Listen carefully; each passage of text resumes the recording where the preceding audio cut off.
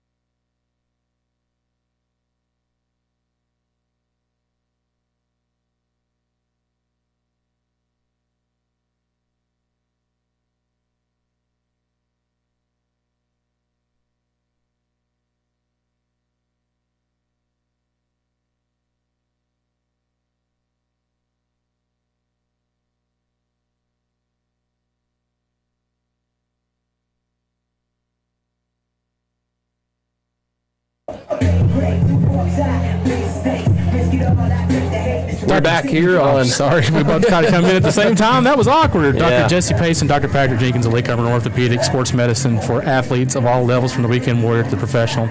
At Lake Cumberland Orthopedics, our goal is to get each patient back to the highest level of physical activity possible. We are proud to support local athletics by serving as team physicians for Lindsey Wilson College, Southwestern, Somerset, Pulaski, Wayne County High School, as well as other athletes throughout the Lake Cumberland region. I want to say a big thank you to Don Franklin Somerset Family Dealerships Kentucky for being the official photography sponsor of Lake Cumberland Sports.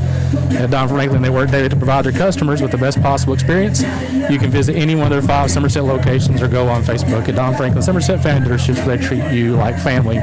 We got about 21 minutes to go before this game kicks off, and Adam, we kind of bantered back and forth via text message about this game, wondering who's going to show up and who's going to show out, because when you look at quality opponents that the teams have played, but more than anything, when you look at like opponents that these teams have played, the scores have been about the same. Absolutely, and I mean, they come into this game, the Falcons do, at 5-2, Somerset at 6-1, so very close record-wise. Maybe you could say that Monroe County's had a slightly tougher schedule. They played a team like Campbellsville that they just lost to the last time out, and then earlier in the season they lost to Glasgow. So 2 teams that they lost to are having success this season, and they're pretty respected in their classes. So it'd be interesting to see what Somerset does, how they're going to respond to an opponent that's most certainly superior to the prior teams that they've seen. This will probably be the measuring stick that Somerset needs going forward. One of the things that we were talking about is I had thought all along that sister districts paired for the West, and I guess it's just district by district how they choose to do it for the first couple of rounds. But however, if Somerset takes care of business tonight and Danville travels to Lexington Christian, if Lexington Christian wins and if Somerset wins, you're looking at a potential round 2 matchup of Somerset-Danville, which is something that we've seen over and over and over again throughout the years, and a Danville team that's much improved. But I don't want to get too far ahead. I want to focus on Monroe County tonight, and like you said, we just don't know because we're playing in this new district that it's hard to get a gauge on these teams because you've never seen them before, so you don't know exactly what they're going to bring. It's just like when we went to Greene County. I hadn't seen them in about 3 years, and I don't know that I've ever watched this Monroe County team play, maybe the first time ever.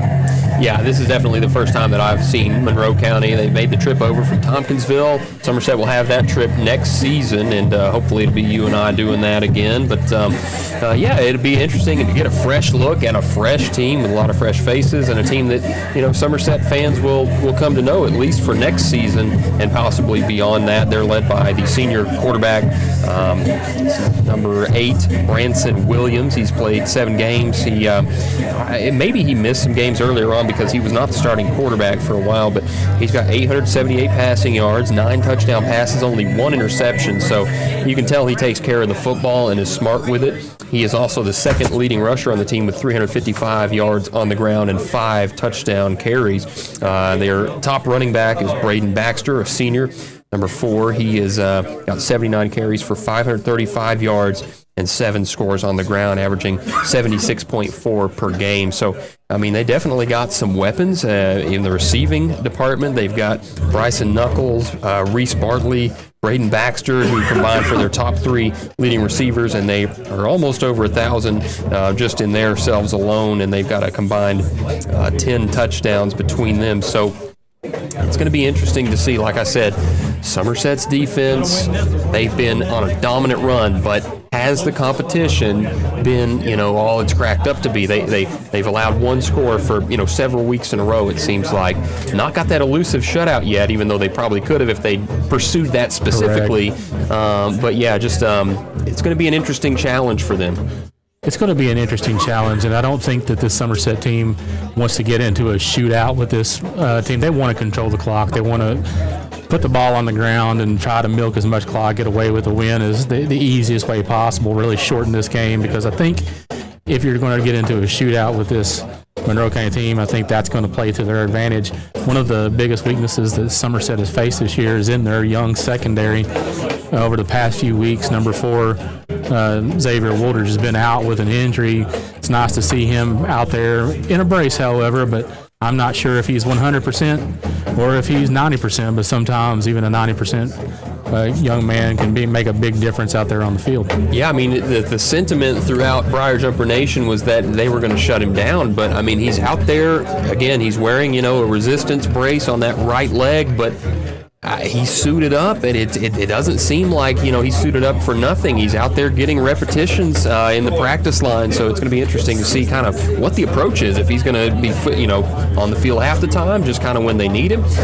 So we're going to get into a little bit of the keys of the game. Somerset, they've continued that dominant stretch. They've won 6 games in a row, and they're facing off against a pretty tough team, like we've mentioned, and a team that likes to throw the ball around, run a little trick plays, and they stay pretty disciplined defensively. So Coach Clevenger, he regards this team as probably the best team that they've seen to this point in the season. I think it's really going to come down to, you know, Somerset's defense has obviously been stellar this season. They're going to have to win at the point of attack, the line of scrimmage, and get some pressure on the quarterback to kind of buoy their, you know, secondary, which, you know, despite their improvements, you know, may be the weaker part of that defense. And, you know, the best secondary is a great defensive line, and likewise, the best defensive line is a great secondary. Right. So, you know, you just kind of got to, you know, take what you can get and rest. You don't want to rest on your laurels, but you want to definitely, you know, stick to what you're strong at. You know, get pressure on the quarterback and force quick throws that they're not going to be able to complete. I've been watching Ted Lasso. I don't know if that's been a show that you've enjoyed or not. But listen, it's fantastic. The one thing that I've taken away from this is, if I had anything to tell somebody like, who was it a couple weeks ago? It was Jet Boyd who got burnt on a couple of plays, and you could tell he was a little bit rattled in those plays. And you had somebody that was out there getting in his ear and letting him know about it. The lesson learned from Ted Lasso is I want these young men to have the memory of a goldfish. They say a goldfish has a 10-second memory, so have the memory of a goldfish, make the next play. Absolutely. We're going to listen to Coach Clay Clevenger's show in just a brief moment. So we'll be right back after another short word from our sponsors.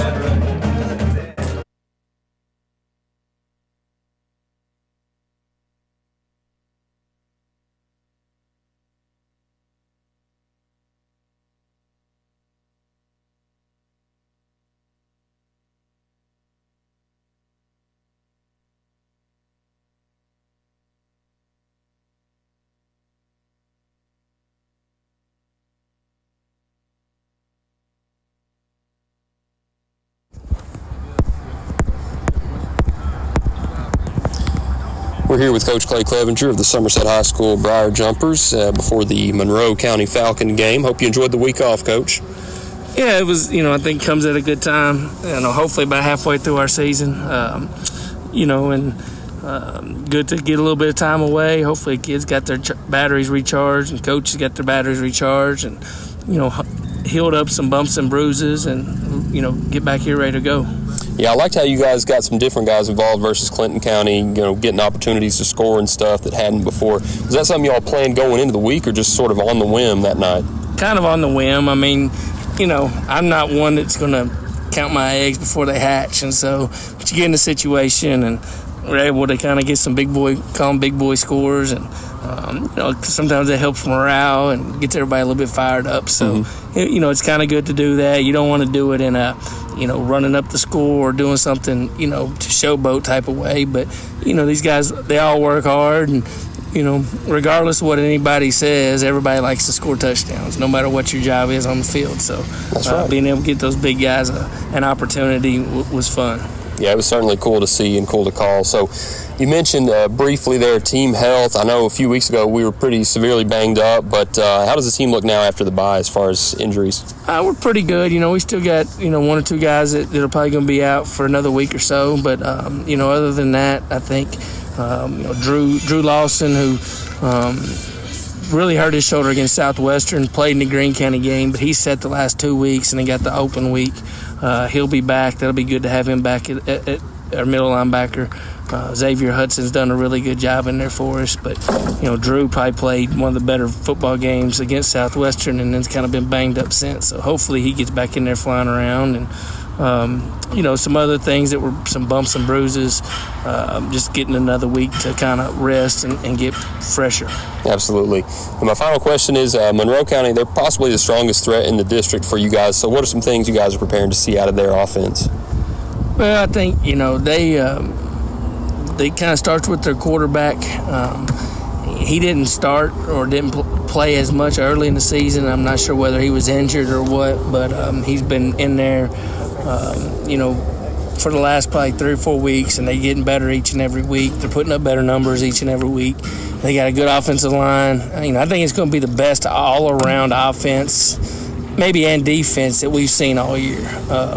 And so, they're not. They throw the ball well, but they can run it equally well. And they do a lot of what I call shot plays, or maybe not necessarily unconventional, but they run a lot of back out wheel routes. They run quite a few trick plays. They run enough that they're not even really trick plays. You gotta you see them quite a bit on film. So we're gonna have to make sure that our eyes are really good in this game.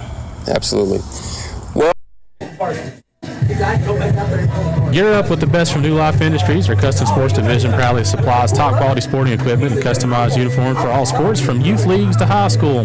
Whether you're on the field, court, or track, we got you covered with top branded gear, industry leading designs, and the quickest turnarounds.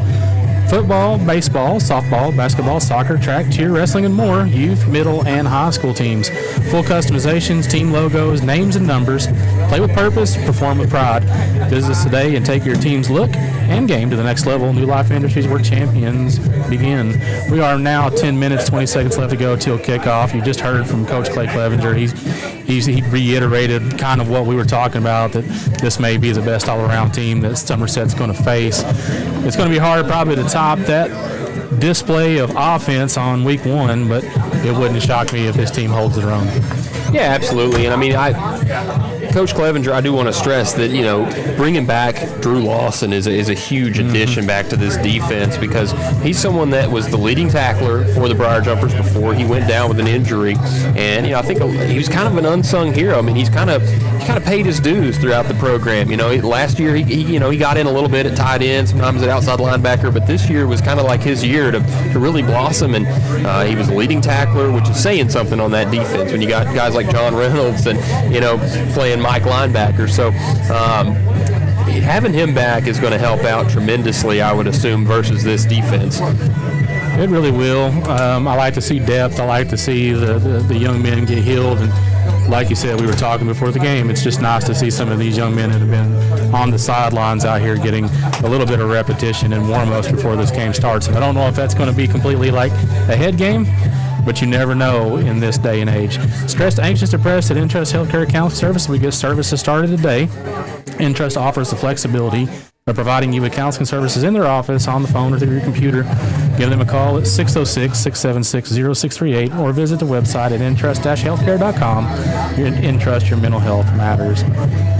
It is Somerset Youth Football Night here at Somerset, which is really cool. They got the young cheerleaders, young players. I love to see that, and I also want to remind everybody that's listening right now, stay tuned to halftime. I'm going to get Jeremy Anderson, if he's got the time and the ability, to get up here and give us a little bit of insight as the middle school football playoffs have started. And all three teams for Somerset going into this thing undefeated. You have two of them with number one seeds, and then the fifth grade, of course, they had seventh grade had a lot of games canceled on them, so they got a lower seed. I think they play tomorrow at North Laurel, but I will definitely let him keep you all informed. So please stick around at halftime, and we'll go through the middle school team with you all. And we will be taking a short break here, and we appreciate y'all for tuning in. Keep it right here on Lake Cumberland Sports.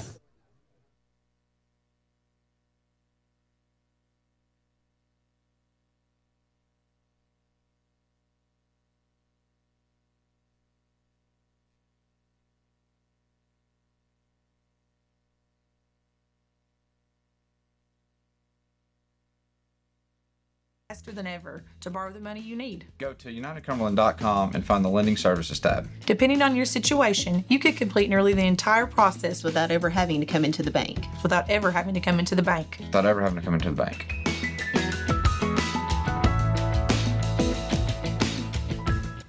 When was the last time that you paid $0 and got everything you ever wanted? Well, here at Alton Blakely Ford, we're giving you just that. 0 down payment, 0% APR, and no payment for your first 90 days on select Ford models. That's 3 whole months of pretending you're a responsible adult without paying anything. Plus, we're throwing in a complimentary 2-year maintenance plan because we're not just good looking. We're generous too. But don't miss out. Stop in today at Alton Blakely Ford because this many zeros only come once a year.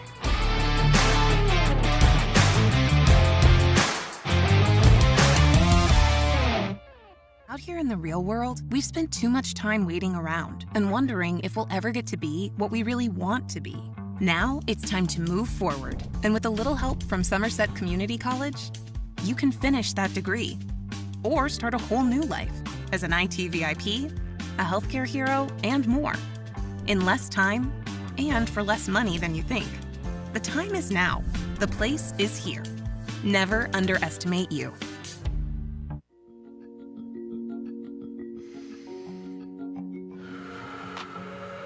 There is hope. Share your thoughts. Talk to us. Be a lifeline. You are not alone. You are not alone. You are not alone. You are not alone.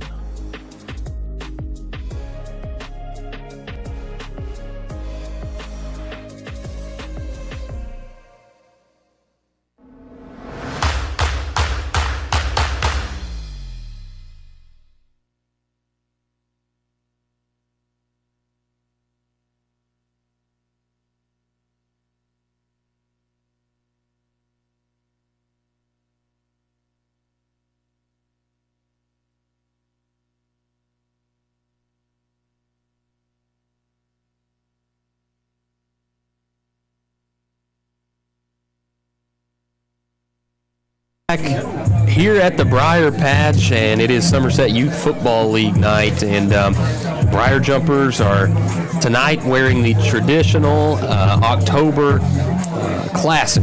It is the purple jersey with the pink numerals, pink piping, and their white pants and their traditional gold headgear. It's always cool to see them do that once a year. Back in my day, those look a lot better than the ones that we had back in my day. I think it was the complete opposite, right? It was an all-pink jersey with purple numbers on it. And it was like a practice jersey. There was nothing stylish about it. So, yeah, it's really cool to see that one time a year, and this time it's versus the Monroe County Falcons in what will be the final district tilt of the year, second to last. What's the next great play? Deciding what to eat after the game. Don't just settle for any fast food. Get a win for your taste buds with Wings and Rings. We got over 12 sauces for our award-winning wings, from sweet to super spicy. Plus, we're more than just wings. Our loaded burgers, crispy onion rings, and mouth-watering mac and cheese are guaranteed a touchdown. Whether you are celebrating a big victory or just grabbing a bite to eat with your team, make your next stop Wings and Rings. I want to remind everybody to pay attention to the Lake Cumberland Sports page on Facebook, facebook.com/Lake Cumberland Sports. We also want to remind everybody to go to LakeCumberlandSports.com. We will announce the next video game of the week, which this one will be the last one from the homestanding team here at Somerset. Pulaski and Southwestern still have the showdown coming up, and I think it's actually scheduled for what? Is that next week? Is that correct? So, I think so. I think so too. Yeah. So make sure to stay tuned again to Buffalo Wings and Wings. You are now listening to the Toyota Somerset High School Football presented by Ford Brothers Auctioneers. We have 3 minutes, 14 seconds left to go until the kickoff. Your captains tonight for Somerset, number 16, Jacob Bartley, number 88, Drew Lawson, number 51, Cam Alsip, and number 17, Chris Hughes, all four seniors that have battled it out for the purple and gold for a long time, and kind of winding down the season, the regular season that is there's one more regular season home game after tonight, and then you learn to the playoffs, and the Briar Jumpers want to give it their all. I want to welcome everybody back to another night of Somerset Briar Jumper football. As the team gets ready to take the field, remember that a strong defense is a key to a big win. A car wreck can turn your world upside down. You need the strong defense in your corner, and that's exactly what you get with the team at Law Office of Jeremy A. Bartley, PSC. When you're fighting a personal injury, car wreck, truck accident, or criminal defense, they're ready to fight for you. They're the trustworthy, aggressive, and knowledgeable legal advocates on your side. So if you or a loved one are ever in a fight, hit them with the jab. Call the Law Office of Jeremy A. Bartley, PSC today at 606-678-7265, or find them online at carwreckattorneykentucky.com. That's the Law Office of Jeremy A. Bartley, PSC. And here come your Briar Jumpers from the south end zone. Definitely a late arriving crowd, was it not? It sure was. It's a little bit strange, but Monroe County traveled pretty well. They really did. I looked across the field. Looks like they have a pretty good smattering of their faithful on the other side of the field. You can tell that there's some quiet confidence in the air with their football team, so they traveled well to see this matchup tonight, because they also know that tonight is for most likely the district crown, although I say that Monroe County still has to go on the road. Window game. It's cool to see Drew Johnson's family out there, Caitlin and Drew, and honoring his aunt who passed away from breast cancer some years ago. And if I'm not mistaken, I think the family was very integral in getting these uniforms for this Somerset team to wear. So I like the fact that they're giving them the kudos that they absolutely deserve for giving that donation to the football team, but also supporting a family member, which you always really, really want to see. Absolutely. So Somerset has chosen to kick the football, and Monroe County will receive. They've got a couple players back deep. Reese Bartley, and as soon as the gentleman turns, I'll get you his number 7, Griffin Spears. That young man's got some speed. I don't know that they want to kick it to either one of those. They look athletic, man. Yeah. They certainly do. Sometimes you get those teams that absolutely pass the look test, and this is one of those. And they've got numbers as well. Carroll to kick here. He's been an excellent kicker this year. No extra point attempt misses.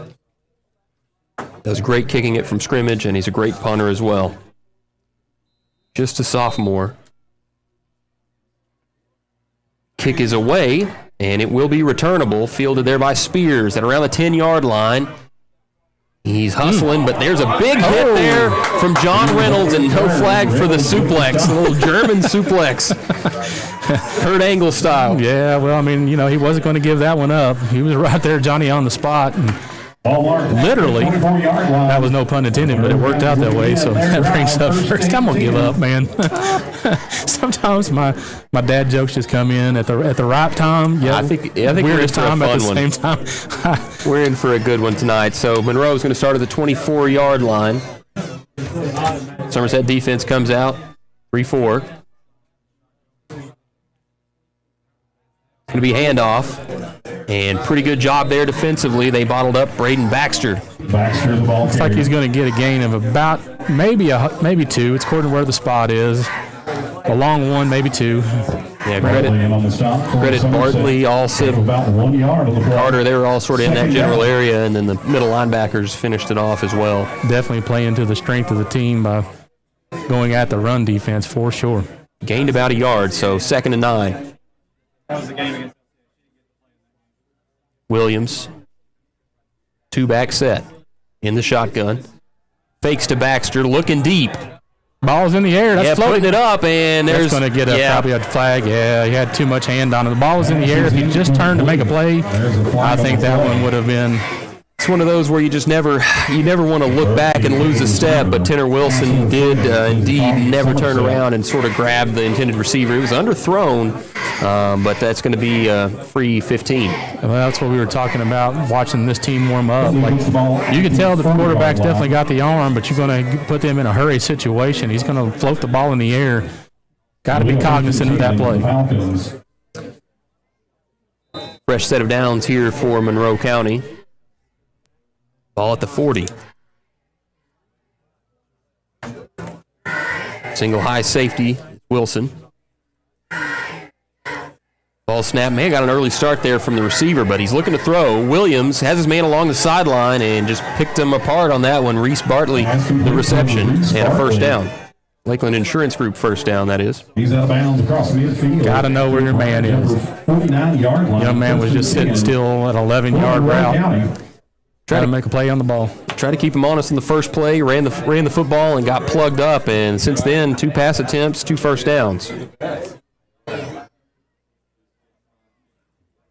First down and 10 for the Falcons. 2 men on each side, 1 man in the backfield. Williams gets the snap, and we either got an infraction or a false start. We do have a false start. We probably had that same thing on the last play, too, but we didn't get the benefit of the whistle the last down. Penalty puts the ball back in Falcon territory. Around 46 yards. First down and 15 upcoming now after the false start from the left side of the offensive line there for Monroe. And now we get a chance to see Somerset's defense paint behind the sticks. Can they paint a masterpiece, or will the secondary continue to get picked on? Again, 2 men on each side. 1 man in the backfield next to Ranson Williams. Williams takes a snap. Quick throw over there in the flat. And nice move there. Gets past the original sticks. It's number 20, Briar Bork.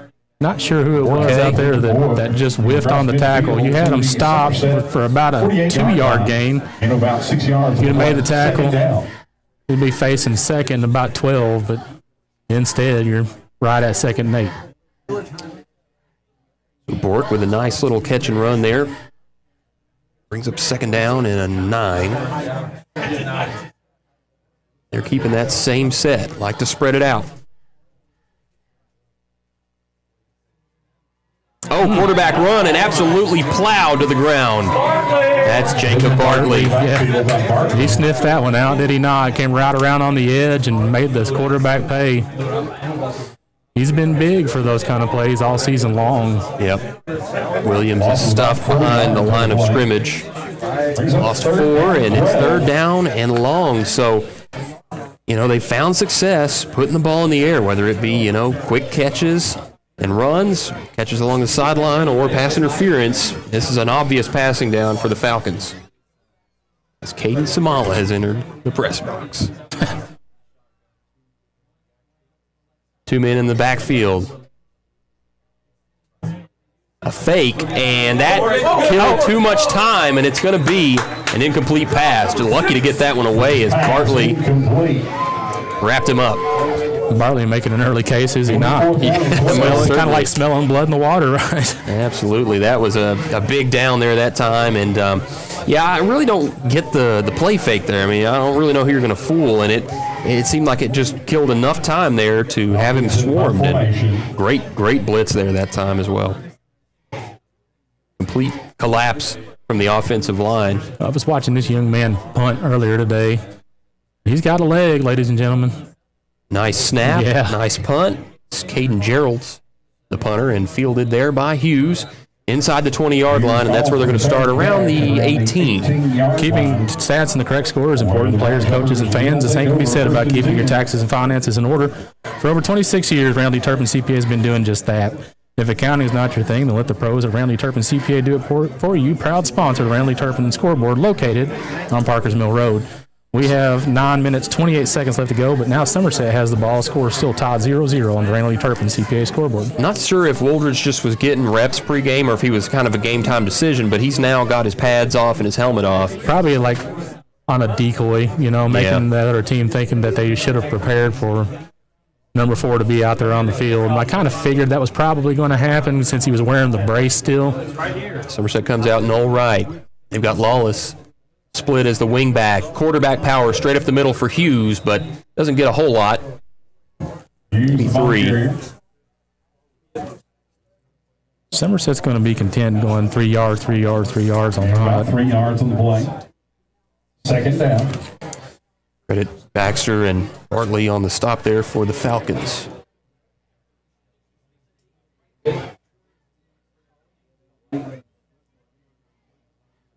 Hughes breaks the huddle, comes to the line here on 2nd and 7. Less than 9 to play here in the first. Carry for Samala. Falls forward for nice yardage. Still short of the sticks. Maybe 3 or 4 on that one. They're actually going to spot him a lot shorter than I initially had thought, but it's a short 4 to go here on 3rd down. I'm with you. I thought he had about another yard or so. But from our advantage, kind of hard to tell. Officially 3rd and 3 here for Somerset, and they've been content to power it the last couple plays. Wilson goes across the formation. 2 men on the left side. Samala in the backfield next to Hughes. Quarterback power. Lead blocker is Samala, and that's a first down and a whole lot more. He's got green turf in front of him, and nobody will catch Mr. Chris Hughes. It is a giant touchdown. 75 yards to pay dirt. And that will amp your sidelines up. Coach Kesselhatcher flipping out, having himself a time like it's 2014 again. So with 7:56 left on the Randall D. Turpin CPA scoreboard, Chris Hughes just sprinted down there for a 75-yard touchdown run. And the Citizens National Bank touchdown, pending the extra point from Mr. Julian Carroll. Makes the score 7-0. Somerset over Monroe. Looking for the perfect night out at Brew & Dough, you'll find some of the best pizza you've ever put in your mouth. Handcrafted sandwiches, calzones, and a delicious salad bar. And to keep the good times flowing, there's a full-service bar. Thursdays happy hours from 5 to 7, and they have mixtape bingo. A combination of Name That Tune and bingo starts at 6 p.m. Friday nights.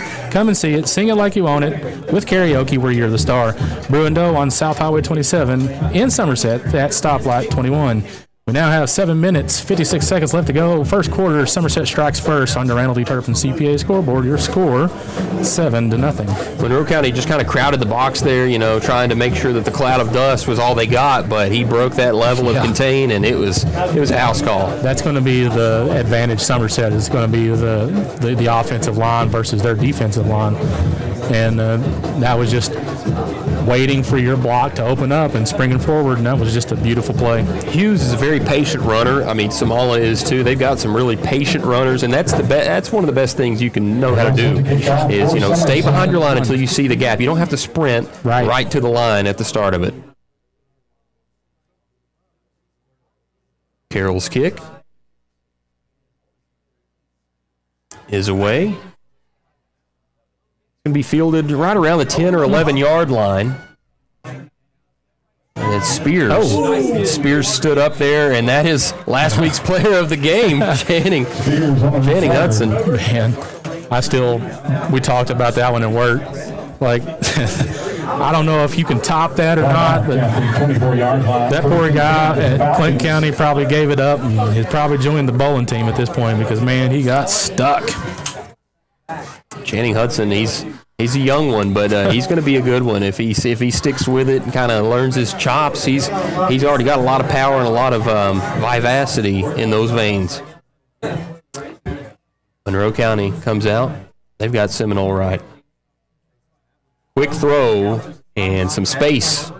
And Bork catches it, and he's got himself another Lakeland Insurance Group first down. The quick passing game working pretty good when they stay upright in the pocket. Right, and when Somerset dials it back and puts the rush, that's when they're getting the actual pressure that they need to blow up those plays. But you can't do that every down because you will give up some chunk plays if you're not careful. Absolutely, and I think that's kind of the main point is staying behind the sticks. But that time they just attack the sticks right away. First down here from the 39-yard line. Branson Williams takes the snap, looking to throw, pump faked it, and incomplete. Intended for number 3, Bartley. Intended for number 3, Reese Bartley. That was a pretty good defense by number 7, Tanner Wilson out there. He threw his hands up at the right time to keep from drawing that flag. Absolutely. I mean, that ball was really nowhere near his intended target. It kind of just was spiked way in front of them, so I don't know if he just ran it a little too deep or what really went on there, but pretty good coverage there by Wilson. 2nd and 10 here from Monroe County. Single high safety, Hughes. Looking to throw a little bit deeper this time. Hughes has to get on his horse, and it's overthrown. Looking for number 14, Bryson Knuckles. Overthrown and probably heard some footsteps too. He was staring at the ball. I think if he'd have caught that one, and Hughes would have that closing speed, probably could have caught him on that one. But man, that was a beautiful throw, was it not? Yeah, it was. Just a little bit outside of the intended target's window. So 3rd down and 10. This is where Somerset has an opportunity to pin their ears back and really send themselves after the quarterback. But you do got to make sure that those corners are ready for what's coming. Young corners, sophomore. They're going to press him at the line on this near side. Williams takes snap, rolls left, and he's got a man chilling in the flat, but it's going to be overthrown. That one, had that been on a line, would have been another first down. Yeah, I believe so. Just a little high. Fireboard, incomplete target, and 4th down and 10, and Somerset's defense bending, not breaking so far. I like to see it.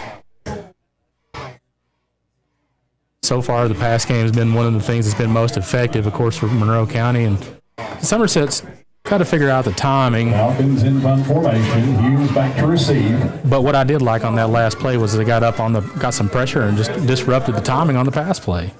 Somerset kind of keeps the defense out a little bit, wary of a fake. No fake here. It's going to be booted and not the best. No, it's going to go out of bounds right at about, 30. The Falcon punt 7-yard line? 36, 7, 8. 8-ish. Yeah. Listen, I'm old and I can't see. Even though I am wearing my glasses, I'm old and I can't see. Great job by Somerset. A couple punts forced. And they've got a 7-0 lead and a chance to add on. One of the things that could happen, if I didn't mean to interrupt you, but if you get another break right here and a score, sometimes that can be very demoralizing to the team on the other side of the field to be down like they haven't seen in a season. Starting from the left hash this time at the 38. Tamala the carry. Samala the ball. Solid gain, about 3 yards. Work with the jackal for the Falcons. 2nd down, 7 upcoming here for the Briar Jumpers. Correction, gain of 4 yards on the play. Oh, so it went from 7 to 6. Okay. Correction, Briar Jumper, 42-yard line. Thank goodness our spotter up here can see. 2nd and 6. There's that quarterback power to the left side. A lot of room. Burst through a couple guys and past the 40-yard line for another Lakeland Insurance Group first down. He's across midfield. He is a tremendous power runner and definitely a run-first quarterback. First down, jumpers! You know, I was watching him a little bit during practice on Wednesday afternoon, and I was noticing, you know, when he's in the pocket, he just kind of stands. Mm-hmm. There's no like happy feet really. He just kind of stands his ground and then just tries to, you know, place the ball over the top. And those anticipation throws are something he's worked on a lot. We saw it versus Clinton County. 2 receivers over to the left side. They're bunched up tight. Samala with the carry on the right side. Nice gain, about 4. Corbin Samala, the ball carrier. To the 35. Somerset, 6 carries so far, McKitty, over 100 yards. Looks like they're right now at about 108 yards on 6 carries. It's called the imposition of will, and Somerset has been doing it all season long with the run game. But the only time that it was sort of a liability was, of course, week 1, when they find themselves lacking defensively because of the pass defense, as we've got another quarterback power on the left side. Hughes cuts the corner, and he gets close to the Rick Barker red zone. He may have gotten all the way there. Another 15-yard run for the Falcons. I'm going to officially mark this one right at the edge of the 20. And yeah, I mean, this is a team that, of course, Somerset's not faced a team like Monroe County's caliber in a long time, but I think as far as just power football and a great offensive line, I don't know if Monroe County's faced that. I'm not sure what Campbellsville brought to the table. I'm not sure what Glasgow brings to the table. They may have different philosophies, but this ground and pound is working so far. 112 yards so far for Chris Hughes. Making a case for another Somerset Community College offensive player of the game. Takes the snap. It's a quarterback read option, and he keeps it himself. Catapults himself over a man inside the 10. They're going to mark him at the 9-yard line. Hughes down inside the Falcon 10-yard line near the 9. Methodical. When you're running from what you want to see. Again, one of the keys to the game, I thought, was just to make this game short. First down and goal to go. Somerset being very, very patient. A lot of intensity.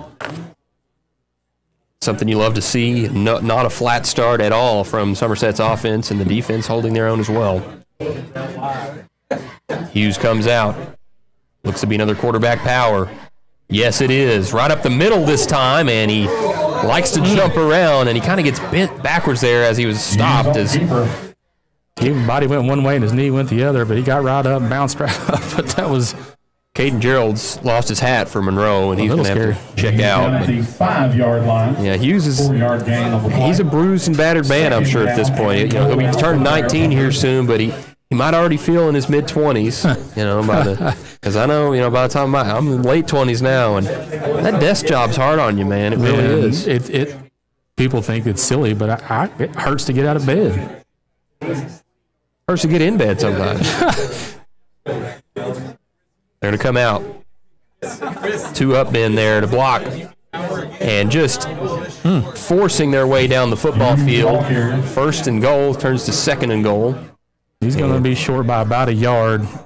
All he's got to do at this point is just milk some time and push this one right into the end zone. I don't suspect that they're going to do anything too sneaky right here outside of just load it and run.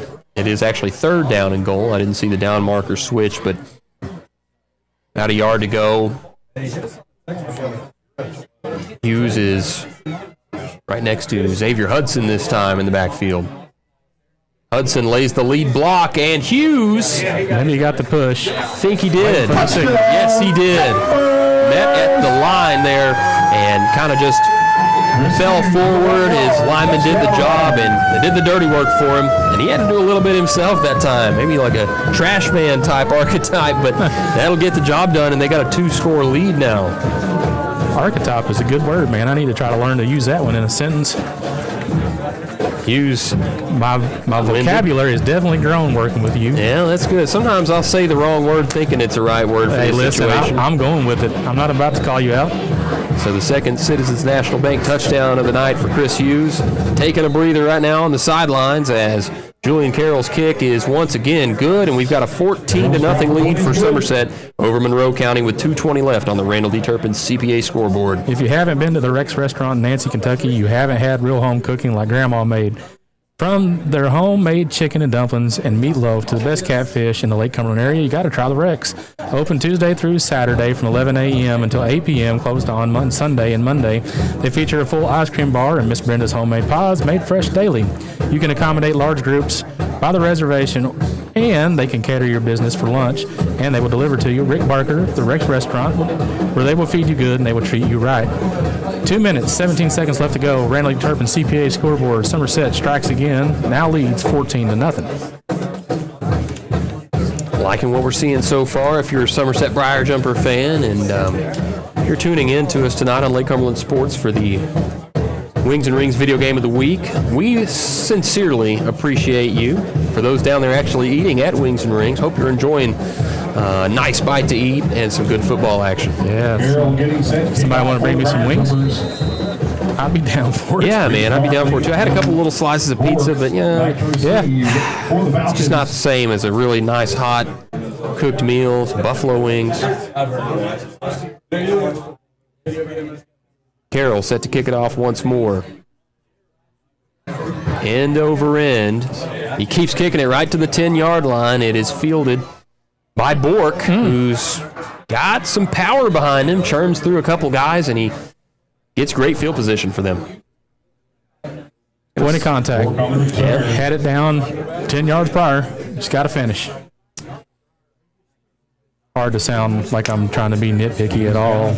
Somerset leads 14-0. So Briar, that's a good name, and we might need a Briar here at the Briar Patch at some point. And his name's Briar Bork. Somerset comes out 3-4 once more. Monroe County with 4 wide receivers. It's an option, a nice little pitch out there that time. Takes a shot, gains about 5 or 6 yards, was Braden Baxter. Baxter, the ball carrier. Stopped by, was it number 8, Drew Anderson? Is that correct?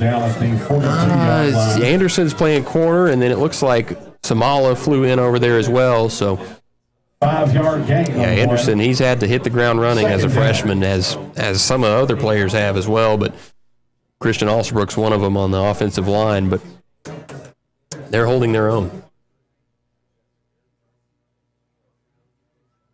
Bartley goes in motion. It's going to be a toss to the left side. Baxter once more. Nice shifty moves, and he's going to get around the initial line. Gains about 3. It's going to bring 3rd and short. Baxter out of bounds. Somerset's been really, really good versus the run. Don't give up too many first downs, this defense. Yeah, I on think the ground. Their strength against the run game is most certainly in between the tackles. Mm-hmm. When you get a player out there in space and he can make some men miss, we've seen a little bit of success like that with Paris and some of the other teams whenever they finally got the ball moving. Empty backfield this time, though, on 3rd and short, which is interesting.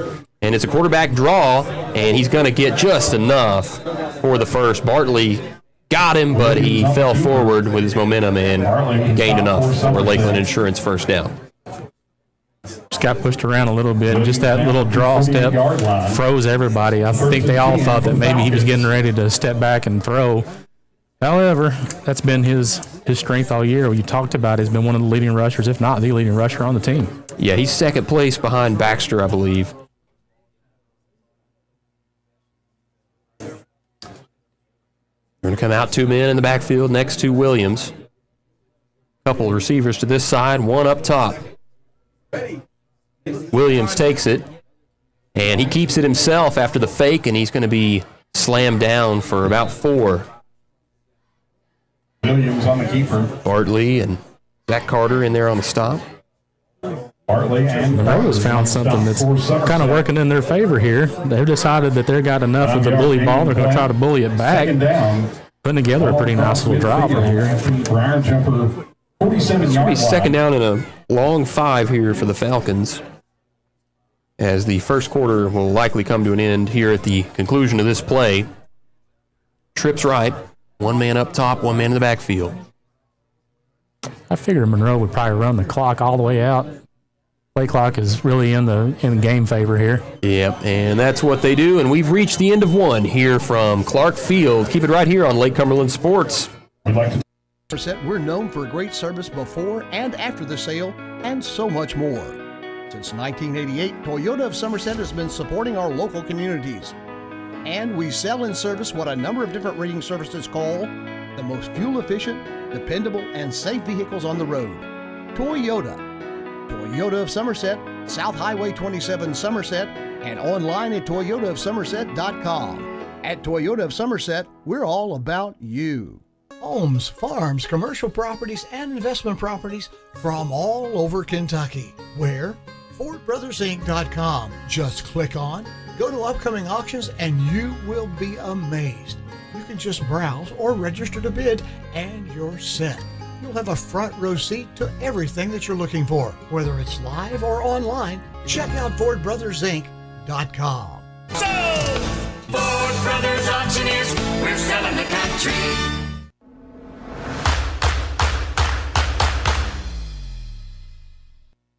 We're back here at Clark Field. Somerset with a 14-0 advantage over Monroe County, but Monroe County is driving a little bit on this drive. They're just past midfield at the 47. Got a 2nd and 5. Trips right. Looking to throw is Williams, rolling, steps up in the pocket. He's going for it all. And no flag, but no catch. Anderson was the nearest man in coverage. Man, that's just a beautiful throw to sit back in the pocket and throw that thing 55 yards in the air. That is a weapon to have, and we've seen that in back-to-back weeks with the young man who was playing quarterback at Clinton County. Jackson Mason, yep. Yeah, you all missed it if you didn't go. That young man could absolutely fling it. 3rd down and 5 here for Monroe County. 2 men to this side, 1 up top, 1 man in the backfield for Williams, and a tight end lined up on either side. Just the left side as he's rolling right. And some contact, no flag, and an incomplete pass, and it's going to be 4th down and 5. Not sure if he got tangled up or if the turf monster got him. Brings up 4th down. Decision time here for Monroe. Offense remaining out there for now. We're the hard count. Probably exactly what I'd be telling the team right now. Keep your eyes on the ball. You don't want to give them a free 5. You already got 1 penalty, 15 yards in the first quarter of the game. Penalty yardage has been the bugaboo for this team this year. Samala lines up as the edge rusher on the left side. Hard count. Didn't work, but he snaps it. Rolling out to his right. Williams has a man, but he's just short. And he actually dropped it. Yeah, I think it hit the turf. It would have been short regardless, but he fell right to the ground, had some pressure on him. Somerset stands tall. Yes, they do. They've flirted with those long drives, and they've eventually found a 3rd down to work with and forced them to turn it over. So they're going to take over there at the 47. At the Somerset 47-yard line. And a chance to go up 3 scores, and they have absolutely imposed their will offensively. The running game has been clicking. They've not even attempted a pass. We'll see if that theme continues. Largest margin of defeat for Monroe is that 14-3 game against Glasgow. So Somerset goes up here. Just it starts to look weird for a team that hasn't faced a 3-score margin all year long. Hughes takes it. Power run on the right. And this time doesn't find a whole lot. He may have reached the midfield stripe. They're going to call him, I think, at the 49. Going to give him 2 yards on that. Not much. Baxter, the outside linebacker, the first one there. And 2-yard gain on the play. Takes a lot to bring him down. It really does. At what point do you think they're going to try to put one in the air? You do it here? Hey, you might be prognosticating. I don't know. We'll see. Prognosticating. I'd like to see it, but they're coming out in that power set still, so I doubt it's right here unless it's we've got some movement on the line, and I believe they got Monroe to go over. Yes, they did. Well, definitely not going to throw it now. Well, I mean, second and short is one of those chance downs where you say, you know what, why not? But it is second and kind of a long short, if you will. A long short? Yeah, I like that. A short, long, short. It's second and 3. It's not like 1. Second and 1, maybe you take a shot. Second and 2. Second 2.5, not in the repertoire. I mean, but you're also probably in 4-down territory as well. So yeah, good point. You got a lot to. We'll see, but they've not really been stopped running it, as we do have a timeout taken by the Briar Jumpers, a Ron Shaw Realtor timeout, that is, with 10:44 left on the Randall D. Turpin CPA scoreboard. For all your real estate and auction needs, contact Rick Barker and his team at Godby Realty and Auction. They're starting their 65th year in the real estate and auction business, and they're selected this year as the #1 real estate auction company. For your farm property, commercial property, residential, and personal property, give the good people at Godby Realty and Auction a call today at 606-678-4865, or go to the website at godbyrealty.com and see all their upcoming auctions. Whether on-site, online, or off-site, they will give you to the best way that they can handle your auction. Rick Barker, Godby Realty and Auction, names you know, names you trust. Got time out on the field right now. 10 minutes, 44 seconds left to go until halftime. Somerset leads 14-0, getting ready to face a second, and we're going to say 3 yards.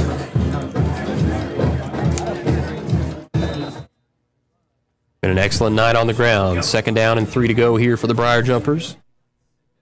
They're in Falcon territory. They're going to shift Griffith to the right. Oh, and it is one of those kind of shot plays that just did not connect. Right over his head. Stick your arms out. Stick your arms out. Yeah, kind of just a little bit off kilter with his throwing position there, and maybe that was what led him too far. They're down in 3. I definitely wasn't expecting the pass play. I almost called it though, and it was not would have been what I was expecting. It's kind of like the opposite of a draw, where you fake the run and then go for a quick pass over the top, and Jax Griffith was not underneath it. So 3rd and short. We were talking about it. Yeah, you did call it. I'll give it to you. And I was thinking the same thing, but now we've got an official timeout. I want to remind everybody to stay tuned to the end of tonight's coverage. We will be awarding Somerset Community College Offensive Player of the Game, the United Cumberland Bank Defensive Player of the Game, and the Bruin Doe Lineman of the Game. I'm not real sure what the official timeout is for right now. They were staring at the clock. Oh my goodness. I guess what are we seeing here? Time on the clock right now, ladies and gentlemen, is AOB. I don't know. 8J? Yeah, 8J. And then the score for the visitor is 14-. Yeah, we got a little bit of a scoreboard malfunction, ladies and gentlemen. Right now, if you are watching at home or listening, score is 14-0 with a little bit of a delay going on, and we'll resume action as soon as they can figure out the little bit of the bugaboo that's bitten the scoreboard at the moment. For every person who dies by suicide, more than 355 people seriously consider it. Adonta Community Health Mental Health Center reminds you that suicide is Suicide Prevention Awareness Month. If you or somebody you know needs support, call or text 988. 988 is the National Suicide Crisis Lifeline. Suicide is the most preventable cause of death we know of, and you don't have to be an expert to help someone in crisis. Just listen and share the 988 Lifeline number. For more information, go to adonta.org. Also, I want to say the Adonta Regional Prevention Center reminds you that the drug landscape has changed. Illegal fentanyl has made its way into the illicit drug supply and is a danger that you might not see coming. Fentanyl is up to 100 times more potent than morphine. It only takes the tiniest amount to cause an overdose. A fraction of a raindrop or 3 grains of salt, fentanyl can be found in almost any street drug, including marijuana. You can't see it, smell it, or taste it. Fentanyl is one of the most common causes of overdoses in Kentucky. To learn more about what you can do, go to facebook.com/AdontaRPC. It's one of those things that will get ironed out in the wash. Somerset, with these new expansions, when I pulled up and saw the building, I was just blown away by how much work has been done at the moment. But it's going to be a Titanic building, man. Look at, that thing towers over the skyline. And that's just the field version of it. They still got to build the office part, which is going to be a thing. Scoreboard's back, ladies and gentlemen. There we go. You'd think in certain situations, if they can't figure that out, that the referees could keep time as well. I'm sure there's some sort of bylaw in that. Remember, folks, turning it off and turning it back on always works. And there you go, a little hard reset. Yep. And Somerset comes out now after the incomplete pass on the shock play. 3rd down and 3. And I look for Mr. Hughes to probably have the ball in his hands here. He's been can't do it wrong.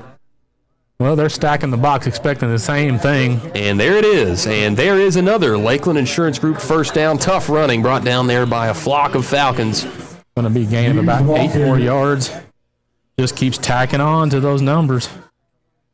First down. Jumpers. Here it comes. I love to hear Mr. Absher. That's actually a pretty good. No, if I'd really been trying, it probably would have sounded better. But I don't want to be silly, up in here. I don't want to steal anybody's thunder. But I've heard that for over a decade and a half as a Briar Jumper alum, and carry this time on the left side. Samala has got pretty solid yardage. Samala, the ball carrier. Gain about 8. Yeah, he'll be about 2 or 3 yards short. Second down, wasn't it? No, first down. Yeah, that's what I thought. You had me confused and discombobulated with all them numbers. Really just going to give him 6 there, it appears. At the 32-yard line, gained about 6 yards in the play. So 2nd down and 4 upcoming here for Somerset after the Samala run. Offensive line doing a great job tonight. From left to right. Can't really point out anybody that's been misplaying as Hughes gets it off the right side. What a nice block there by his receiver, but he could not cut the edge. Number 26, I think, stuck his leg out. And yeah. I think he tripped on his own player. He had to lay quite a block. That was James Brown. And he did lay a block, but he was just not able to get out of the way. 2 yards on the play. It's 3rd down and 2 now for the Briar Jumpers.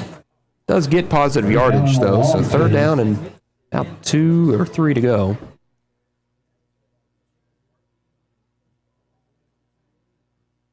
Clock rolling, under 9 minutes now to play here in the second quarter. Got to get the play call in. You're getting ready to break huddle with about 12 seconds, so you're going to have to get the play off, get set. I'm sure it's relatively simple. We'll see what they do here. Hand off to Samala. He's got the edge. He's got a first down, a stiff arm, and a lot more. Can he go? He cannot extend all the way, but he's going to be inside the 5. He laid straight out. Yeah. Marking him right at the 1-yard line. Got everything he needed except for the points. And he's a little slow coming up, so hopefully he's all right. Comes up a bit gimpy, and definitely hope he's okay.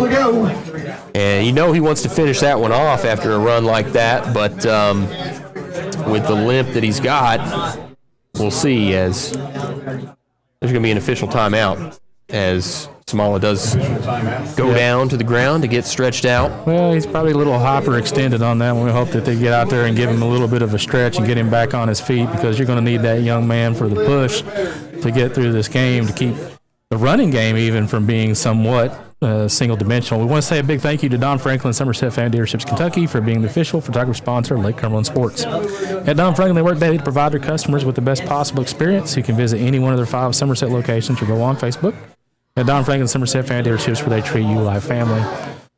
Hopefully that young man, like I said, just laid out, got the air knocked out of him. Quick stretch, get him back on his feet. There he is, walking off on his own power. Ladies and gentlemen, you want to see that in particular. Got Big Brother in the booth, talking to him, or talking about him, kind of giving the rundown. He knows, sure nobody knows him better than Caden. So he leaves the field under his own power. Somerset's offense now set up with a 1st and goal here at the 1-yard line. No better place to be. 1st down and goal now for Somerset. And ball on the 1-yard line. He's going to have some help flanked on either side by the big backs. Put Bean in the backfield again, ladies and gentlemen. This appears to be another Hughes power run. Takes it. Yep. And walks in, and it's a hat trick already for Chris Hughes, who is etching himself higher and higher up the all-time scoring list for the Briar Jumpers. I want to say he made a mention of how many touchdowns he needed this season to break the all-time record. I want to say he said 29. I'm not sure where he stands at the moment, but he's got to be inching pretty close. He's going to get it. I mean, he's still got the rest of this game. He's still got 2 more regular season games. Hazard, postseason. I think if it was 29, he's got to be. You got to be getting close by the end. Yeah. Snap and the hold are good, and the kick also is good. So a 21-0 advantage on the Randall D. Turpin CPA scoreboard with 8:20 left to go in quarter number 2. On the field, you give it your all. You train, you push, and you rely on your teams to protect your blind spots. But just like in sports, life throws you unexpected plays. For over 20 years, Lakeland Insurance Group has been the trusted teammate for families and businesses around the Lake Cumberland area and beyond. We're an independent agency focused on you, our community. From protecting your home and your car to securing your business and employee benefits, we offer a wide variety of insurance solutions. We don't just sell policies, we build long-lasting relationships, ensuring that you have the right coverage as life changes. Think of us as your dedicated coaching staff, guiding you through every season. Play it safe, play confidently. Choose Lakeland Insurance Group, your winning team for peace of mind. Visit us at lakelandinsuranceGroup.com or stop by one of our 4 Kentucky locations.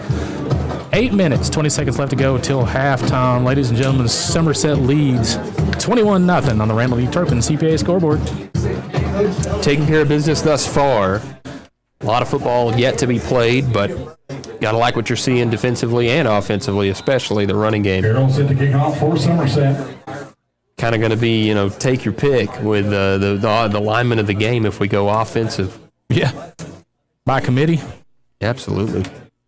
Can you give it to the whole offensive line? I don't know if Bruno would appreciate that. I don't think so either. Nice kick there for this corner, and it's going to be dropped there at the 10-yard line. He's got a seam, ladies and gentlemen. Yes, he does, and he just lowered that shoulder, and I think that one, he's probably going to feel that one. Yeah. I think one of his own players got the business end of it as well. Chandler Kane. But a pretty solid return there, and they're going to be set up just past the 30-yard line, 21 yards on the return. Briar Jumper defense pitching the shutout, and what would be very weird and interesting is if this game of all games would be the one that they shut them out. But you know what? You don't want to count your eggs before they hatch, like Coach Clevenger said. 4 wide receiver set, looking to throw. Williams going deep. That's too far. And absolutely too far.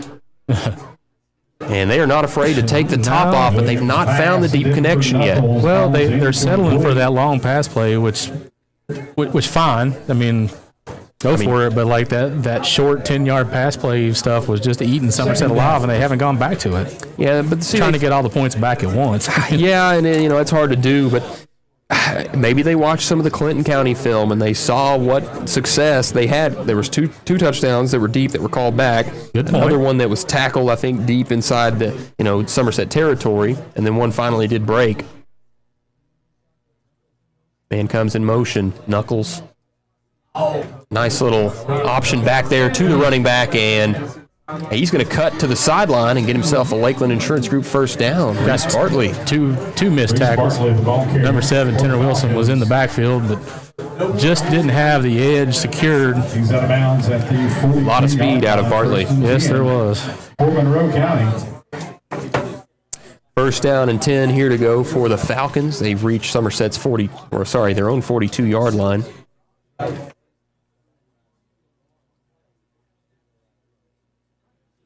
Crowding the box. Knuckles goes in motion. It's going to be a jet pop pass to him, and he's got the angle. Tanner Wilson drives him down and doesn't gain a whole lot. Going to gain about 4, maybe 5 yards. Had to run 50 to get 4. Yeah, a long way to run. And he took a shot at the end of it. From the outstanding senior defensive back, Tanner Wilson. Tanner Wilson with the stop. 4-yard gain on the play. They kind of got him playing nickelback. Not the band. I was going to say, what song are they playing? What song are they playing? They kind of got him playing nickelback. Arms wide open. Oh, that's Creed. Oh, nickelback. What do they sing? Oh, you know. I have no idea, really. Man comes in motion. I'm trying to help you out with the pun to finish that one off, but not getting anywhere with it. Quarterback carry is going to almost get a first down, and they're actually going to go ahead and give it to him. The far side judge does move the sticks for a Lakeland Insurance Group first down. They've reached the 48. Browns over 48-yard line.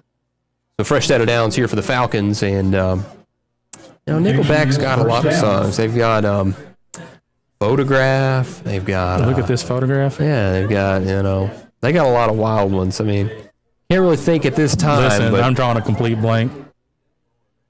Burn It to the Ground. And they were a very popular band in the 2000s. Is quick throw back to their roots. Going to be caught by Knuckles, and he's got a pretty solid game. We'll see if he got all the way there. No, they're going to say he stepped out a couple yards shy. My wife just hit me with a good one. She said she wants to buy her a fish because she wants to name it Swim Shady. Swim Shady. There we go. I watched 8 Mile for the first time several weeks ago, probably 2 weeks ago, 3 weeks ago. Interesting watch. I didn't really like the ending. It just kind of abruptly ends. Falcons come out 4 wide, 1 man in the backfield. Quarterback power run this time for Williams. He's got himself a first down, and a lot more, actually, as he's going to straddle the sideline, be violently brought down there by Lawson. His head came in contact with turf, too. Somerset defense falling a little bit of asleep here at the wheel. The aggressiveness that they came out with to start the game is not there. Corvin Smala coming off the field, too, for a little bit of a break. That doesn't help too many things because that young man plays some exceptional defense.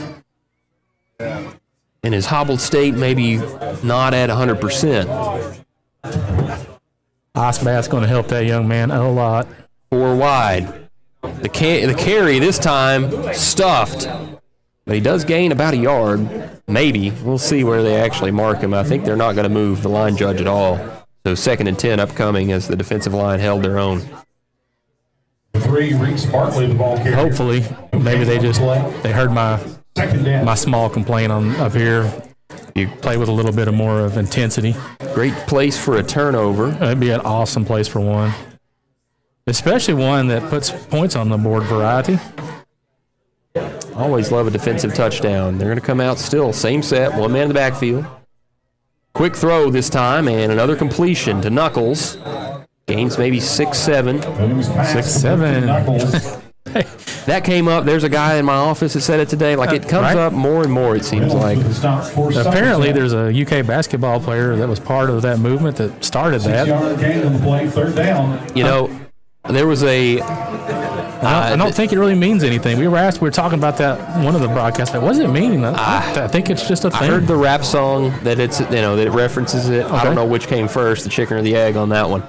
3rd down, 4 to go. And a handoff this time, and pretty strong running. He almost got there. They're going to say he's about a yard short, but it's definitely four down territory. Oh, they're definitely going to go for it, but this is the time that you kind of want to draw somebody off sides, hoping to get this first down. Absolutely. So, but if you play tall here, get a stop. I think it's Darnell Washington that plays for the Steelers. Okay. Last night when they played the Bengals, he's a tight end. He's like a really big lineman that converted to tight end. He did the 6-7 celebration after the touchdown. So that was a classic game, man. The Unk Bowl. Like 80-something combined years of quarterback. Yeah, Joe Flacco is about 106 by now, right? Under center this time for the first time tonight, trying to get the hard count, and Somerset will not flinch. It's going to be a little sneak to the left. I don't know. I think he may have got just enough. They're going to move the sticks, but it was close. Bartley wanted it. Won't happen, and it's going to be a fresh set of downs there inside the Rick Barker red zone, and it's a Lakeland Insurance Group first down. Threatening to score for the first time tonight. One on the play. It's a 1st and 10 for the Falcons. Somerset's defense is playing pretty tight.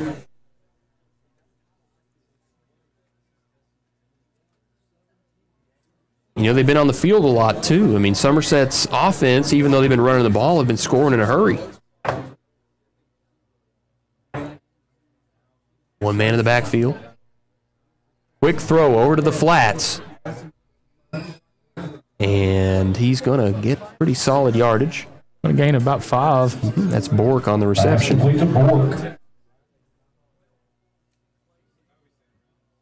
2nd and 5 coming up here. Slow, methodical drive that Monroe County's put up, and they get the ball back to start the second half, correct? No. So Somerset does receive. So Somerset would have a chance, in theory, if they score here in the next couple plays, to put a score up and then another score after half. That's why theoretically it would have been nice to put some points on the board going into the half so that you could do it and try to get that running clock. Hard count won't work. Got some movement up front that did not get called. And to the left they go, handing off. Running to the right is Bartley, and stopped. Whoa! They saying the ball's out? I'm not sure. Yeah, about it. I think they coughed it up, but yeah. For the Briar Jumpers. Lost maybe a yard on that too. Also in on the stop. So here we go. It's a big down right here. 3rd down. About 6 to go. Briar Jumpers defense playing excellently so far. This drive, they've faced a little adversity. Chance to make a statement here. Williams takes it, looking to throw on the left side. He's got a guy, and Bork cannot haul it in. It was a pretty pass, a little bit, led him too far, but should have been caught probably. Would have been an excellent catch. Right on the fingertips. Probably couldn't have placed it much better. Nope. So do they try to go for points here, or are they going to keep the offense out on the field? I think the way Somerset's been running the ball, and you got to give the ball back to them here and at the half, probably going to stay on the field offensively. What kind of defense do you put out if you're calling defense? You sending somebody? I think you definitely got to generate some pressure, but you also got to make sure that they can't just get an easy, touchdown, because those short passes have been working. Watch the ball. This is where they're going to try to get you to jump off sides. Hard count. Nope. There he goes, looking to throw. Got a man coming across, and he's going to take off on his own, and he's got a 1st down, maybe more. What a play! Did he get all the way? I think he went out. I'm going to say he stepped out. Yeah. Man, he extended and tried to get the pylon. He extended, but I think he extended outside. So it's going to be 1st and goal from the 1, regardless. Yeah.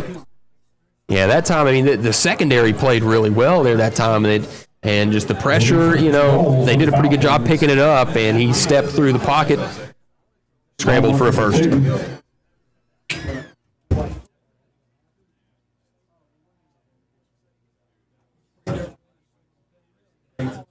Ball at the 2-yard line, 1st and goal here for the Falcons. They like to run that spread. They do have a tight end this time, though. And quarterback keeper, he's going to take a punishing hit, but he's going to be driven into the end zone, and that is a Branson Williams touchdown. And there goes the shutout, but I think regardless, offense gets to come out with 3 minutes on the clock, and they want to put the ball in the end zone again. They do. They want to put the ball in the end zone, try to get a 2 for here, come back out of halftime and try to put something on the board. But like you said, the shutout will be denied tonight. Extra point coming up here from Gerald's. I believe that's who that is, unless they have a different punter. Yes, it is a different punter. Number 17, Braden Day Quick. And it is good, and it's 7-21 here on the Randall D. Turpin CPA scoreboard with 2:52 left in the second quarter of play. The Adonta Regional Prevention Center reminds you that the drug landscape has changed. Illegal fentanyl has made its way into the illicit drug supply and is a danger you might not see coming. Fentanyl is up to 100 times more potent than morphine and only takes the tiniest amount to cause an overdose. A fraction of a raindrop or 3 grains of salt, fentanyl can be found in almost any street drug, including marijuana. You can't see it, smell it, or taste it. Fentanyl is one of the most common causes of overdoses in Kentucky. To learn more about what you can do, go to facebook.com/AdontaRPC. 2 minutes, 52 seconds left to go until halftime. Monroe County finally on the board. Somerset still leads 21-0 and getting ready to get the ball back. Wouldn't shock me right here if we see a little bit of an onside, because I think they know the same thing, that there's an opportunity for a 2 for here. Smart thing to do would be kick it off, but they're going to want to try to get the ball back in their hands before half. They see something. I think because they've seen something that they like.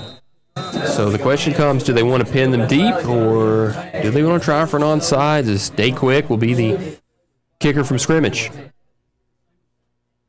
He kicks it deep. Nice kick. to be fielded at the 11, and it's going to be dropped. And that's Boyd who gets it. He's brought down at the 20. That energizes the Monroe crowd after the big hit, but 80 yards to pay dirt. We'll see what this offensive drive has in store. You already had one big run by Chris Hughes, so you know he's capable. You break another one right here, and I think that just really takes the wind out of some sails. See what kind of personnel they come out with. They don't have Bartley in right now. He's been running a lot of tight end and blocking scenarios. Like they're going to try to spread the field out just a little bit and get a guy in spaces. Actually, Bartley's hustling down the sideline and not going in this play, but you can tell yes, he is. He was way down. I thought there was no way they were going to send him in. Now there'd be too many on the field. Here he comes back. Power run to the right side for Hughes. Picks up a block. Cuts the edge. That's exactly what I meant. Oh. Brought down around the shoulders, but he gets at midfield, and that is a electrifying run from one Mr. Chris Hughes. We'll stop the clock long enough to place the change, but takes a licking and keeps on ticking. Timex, right? Wasn't that like a Timex clock? Is that before your time? Yeah. That's where that saying came from. Well, I heard it from the John Prine song. Oh, well. In spite of ourselves. The age difference sometimes, ladies and gentlemen, definitely shows. Well, John Prine, that's old school, man. Well, I'm just saying from saying wise. And a fist bump from Mr. Absher as Corbin Samala is back in. Oh, he's still on his feet? Yes, he is, and that's another Lakeland Insurance Group first down for the Jumpers. It's going to be a gain of about 11 yards. You know, takes a lick and keeps on ticking. Energizer Bunny. Energizer Bunny. What do you want to call it? Energizer Bunnies is a great nickname for a Briar Jumper team. I still think that it's going to be hard to find anything that's going to top the X Factor or the X-Man. We just need to get that young man healthy because I think he'd be a big difference tonight. First down and 10 to go. All at the 39. Couple men over to the top side. Samala in the backfield. He's going to lead block for Hughes. Drives himself forward, gets about 6, maybe 7. There it is again, 6-7. Every time it comes out, we're just going to... When you're calling football especially, it comes up a lot, but like I can't tell you how many times just random conversation, somebody unsuspecting will say it or I will say it. And when people are in the know, they just hit you with that, you know. That's 6-7. It's going to happen just about every time. We're going to kill it at some point as Samala gets the carry, and Farside Judge is going to give him enough for a first. Gain of about 4 yards, maybe 5. Baxter in on the nope. No. Well, I see it. Okay, there come the sticks. So they put the third down marker, and it's like 3rd and inches, and they say, no, go ahead and push them forward. So Somerset's got to be mindful of the time. They got 1:19. I think they're okay. They got a timeout or 2 to burn, and if they want to take a deep shot, you know, if they get a chance with a crowded box, I think that's a prime time to do it. Like you got right now. Hughes. It is, and it is exactly that, but it's not a deep shot. He's got Griffith, I believe. And going to be brought down after a short game. No, sorry, that's Decker? No, Griffith. Sorry. There comes the timeout. I figured that was coming. I want to remind everybody to stay tuned. And when we come back from our commercial break at halftime, we'll give you some scoring recaps and give you some quick updates for yard totals and such. Coming up at halftime, we'll have our... And we'll also interview one of the Meese coaches and give you a little bit of update as to what's going on this season with Meese Middle football as they're getting ready to get started into the playoffs. We're recognizing all of our youth league teams, coaches, and cheerleaders. 5-yard pickup there by Jax Griffith. It's going to set up 2nd down and 5 when we come back. Somerset's offense definitely wants to punctuate this one, get another touchdown, and get the ball, score again, and take firm control of the game. It's just a 2-score game right now, but you make it a 4-score game, and it's a tough uphill climb for the Falcons, who have not really had to face that kind of adversity thus far on the scoreboard in 2025.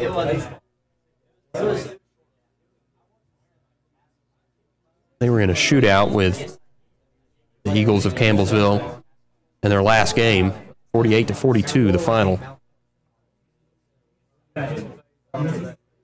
Motion man, and Hughes, pretty good contain there that time by the Falcons. He won't get enough for the first. Hughes on the keeper. 3rd and short. Only about 2 yards. Getting ready to get a little bit of a hurry-up offense. They're getting ready to get back to the line. They're definitely, like you said, they want to put points on the board. Even if they settle for 3, I think they'll go for it. 3rd and short. Hughes again. The bell cow, and he breaks through. It's the 4th touchdown in the first half for Chris Hughes. Unreal. The 4th Citizens National Bank touchdown for Mr. Chris Hughes. 1-7. If you could retire numbers, which they don't, they've got one retired number, and that's 78 for Mr. Jonathan Perdue, who unfortunately lost his life in the 90s. But if you could retire numbers, 1-7 is one of those, that would get some consideration. He's had a stellar career with the Briar Jumpers. 204 yards on the ground, 4 touchdowns, first half. I mean, you hate to call the offensive player of the game already. That's going to be hard to match, ladies and gentlemen. Extra point is good, and it is 28-7 with 23 ticks left on the clock here on the Randall D. Turpin CPA scoreboard in quarter number 2. Somerset up 28-7. For every person who dies by suicide, more than 355 people seriously consider it. Adonta Community Mental Health Center reminds you that September is Suicide Prevention Awareness Month. If you or someone you know needs support, call or text 988. 988 is the National Suicide and Crisis Lifeline. Suicide is the most preventable cause of death we know of, and you don't have to be an expert to help someone in crisis. Just listen and share 988 Lifeline number. For more information, go to adonta.org. 23 seconds left to go till halftime. Somerset commanding lead at the moment, 28-7 on the Randall D. Turpin CPA scoreboard. If you'll be able to get your Mr. Anderson up here for interview? Yeah. Got him lined up? Yep, I got him lined up. And I'll let you handle that one. Like I said, we'll give a quick scoring recap. I'll give some totals while we switch out some headsets, and we'll get to work. Yes, sir. Briar Jumpers offense, very methodical on that one, and left just a little bit of time on the clock. Probably not enough to do anything with for the Falcons. At least you hope so if you're a Briar Jumper fan.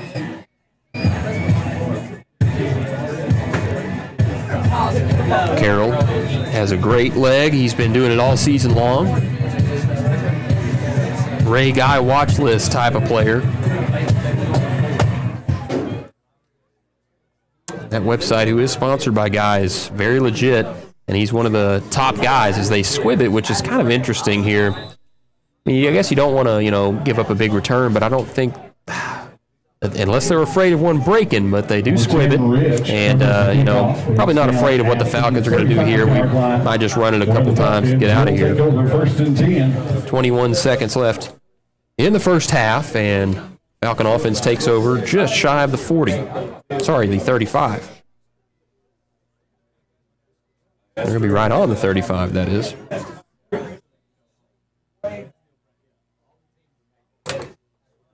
Trips right.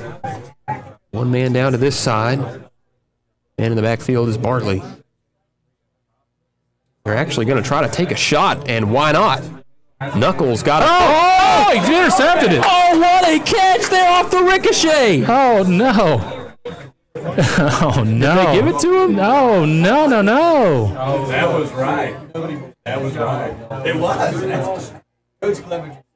I think that's a turnover. It definitely is a turnover. He was not down when that ball came out, and it was caught there. No.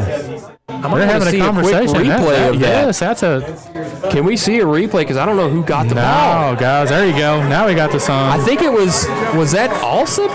I can't tell. Because they're high-fiving him, Carter. They're having a conversation. But the defense came off. It wouldn't be a completion without an interception. Yeah, I mean, it's an interception and a turnover. Yep. Yeah, I don't think he had enough time to possess that one truly. He kind of bobbled it, got popped free, and was that indeed Carter with the pick? It looked like a lineman, but I wasn't sure. He kind of swarmed in at the last second.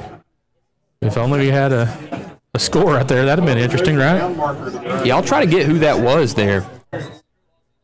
Now, this could be an interesting play. Lawson. There's someone saying Drew Lawson got it. This could be an interesting set play here, ladies and gentlemen. Could be, because now you put yourself in position. You're going to take a shot or two. They got an empty backfield. Why not? I mean, yeah, so Lawson is the guy that picked it. And what a way for him to come back right before half. And I already went ahead and chalked off half number 2, but we'll see what happens here in these last several downs. Hughes going to test that arm. Off his back foot. Oh, through the hands and nearly caught. Would have been a walk-in touchdown for Jax. Griffith falls incomplete. And, you know, truly, that one probably should have been picked, but it goes through the hands of the defender. And we've seen a few of those, you know, arm punt style passes from him this year that did end up as interceptions. On Ryard's, it's not accurate. I'll just tell you that. I think the other guy is like 1 or 2 picks. He's got like 5 or so, but they're going to line it up once more. 5 wide, 3 to this side, 2 up top. Find your fastest man and fling it. Takes a shot in the gut, and I believe that's Wilson that's got it for a first down. Going to get a timeout, too. Yeah, that's a little bit closer, and you're definitely in shot range. He's got the arm to get it there, or at least very close. Gain of about 14 yards. And this is going to be a prevent style defense, I would assume, right here. Timeout. Chris Hughes right now is sitting at 2 for 4 passing for 17 yards, but man, that would have been icing on the cake right there. If you'd have caught that, like you said, he was behind the defense. He would have walked right into the end zone. It would have been a 35-7 halftime score. You come out, you put points on the board. The clock runs. Timely turnover there for Lawson, who was right there where he needed to be. Kind of came in there with one left hand and pinned it against his body.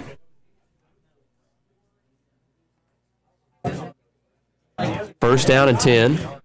After the Ron Shaw Realtor timeout, Somerset comes out again. They got trips left this time. And one more shot. And, you know, it's interesting. They're kind of playing regular, you know, depth for their safeties. You'd assume there's only one more shot here with 5 seconds. Clock ticks, and this one runs incomplete. So try to get a little bit closer, and it's going to be 2 seconds left here. Got to take a shot at the end zone here if that's what you're wanting to do. And actually, they're going to attempt a long field goal. Well, to be fair, in practice, they've kicked one of these. That'd be a 50-yard variety, right? Well, let's see. So you got 10 yards. 10 plus 52 yards. Whew. Ladies and gentlemen, you're in for a treat if you can hit this one. Carroll from 52 yards. Nope. No. Thought about it a little too hard, and it's going to actually be fielded. Yep, and now, no, I guess you can't field it here in high school. And actually, well, is it because it's in the end zone? Is that why? I guess. Either way, it's not going to come up, and we've reached halftime here at the Briar Patch, 28-7. Somerset in control so far.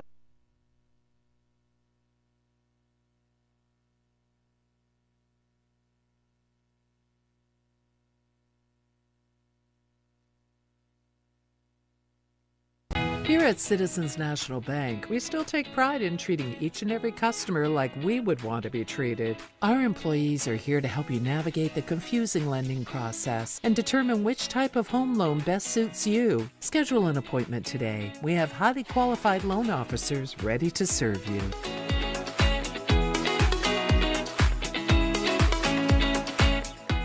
Out here in the real world, we've spent too much time waiting around and wondering if we'll ever get to be what we really want to be. Now it's time to move forward, and with a little help from Somerset Community College, you can finish that degree or start a whole new life as an IT VIP, a healthcare hero, and more. In less time and for less money than you think. The time is now. The place is here. Never underestimate you.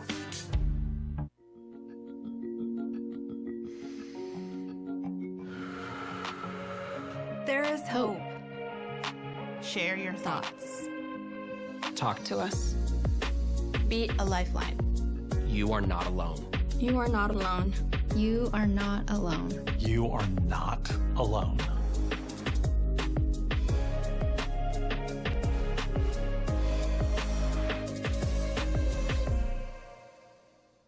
When was the last time that you paid $0 and got everything you ever wanted? Well, here at Alton Blakely Ford, we're giving you just that. 0 down payment, 0% APR, and no payment for your first 90 days on select Ford models. That's 3 whole months of pretending you're a responsible adult without paying anything. Plus, we're throwing in a complimentary 2-year maintenance plan because we're not just good looking. We're generous too. But don't miss out. Stop in today at Alton Blakely Ford because this many zeros only come once a year.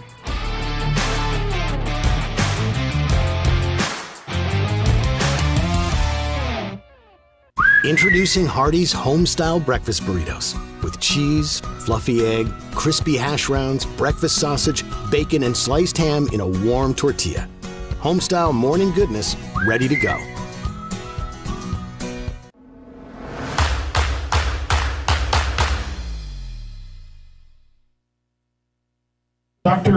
Welcome back to Lake Cumberland Sports. It's a halftime report here from the Briar Patch on the Wings and Rings game of the week, and a quick scoring summary before we get our interview. In the first quarter, Somerset scored a couple touchdowns. It was Chris Hughes from 75 and 25 yards out, respectively, 14-0 at the end of the quarter after the Carroll kicks.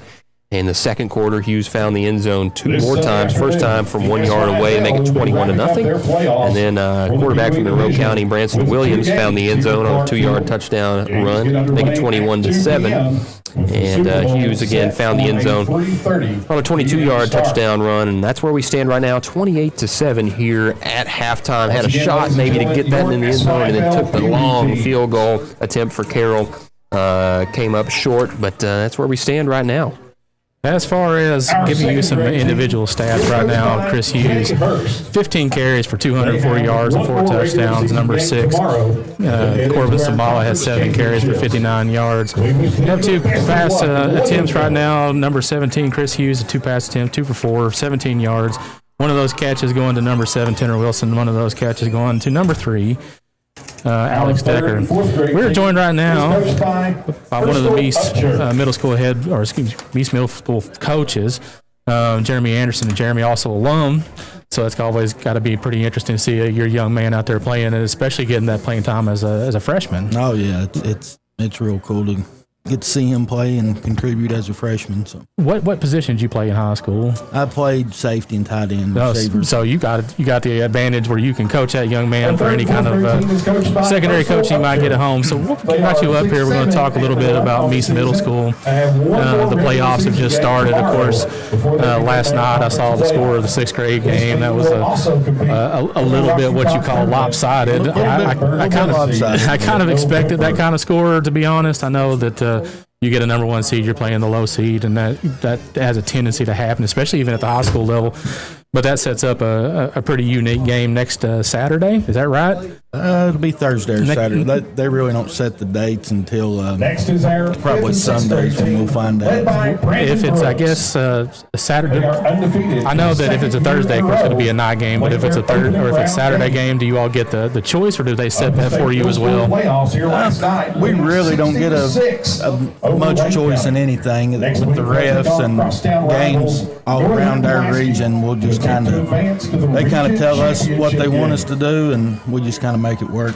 So did I read the schedule correct? Tomorrow, 7th grade plays Northern, or is that next Saturday? North Laurel. North Laurel. Yep. So what time do they play? Do you know? We play at 11 over there tomorrow. Oh, so explain to me like I'm 5, because I was looking at the seeding, right? So the 6th grade team got a 1 seed, 8th grade team got a 1 seed, 7th grade also no losses, but a 5 seed. What was the determining factor in that? It's all determined off points, and we just didn't have a lot of 7th grade games. We had 7, I think, scheduled, and had a few canceled, so we only had 4. So we really just didn't have enough games to get that many points. So the 8th grade ends up picking up the extra games, correct? I mean, I know that they had 3 or 4 games canceled on them as well. Is it you find it a little bit easier to find competition in 8th grade, or is it just as hard for all grades across? It's hard. Once the season starts, you're just hoping that somebody else has had a cancellation or something.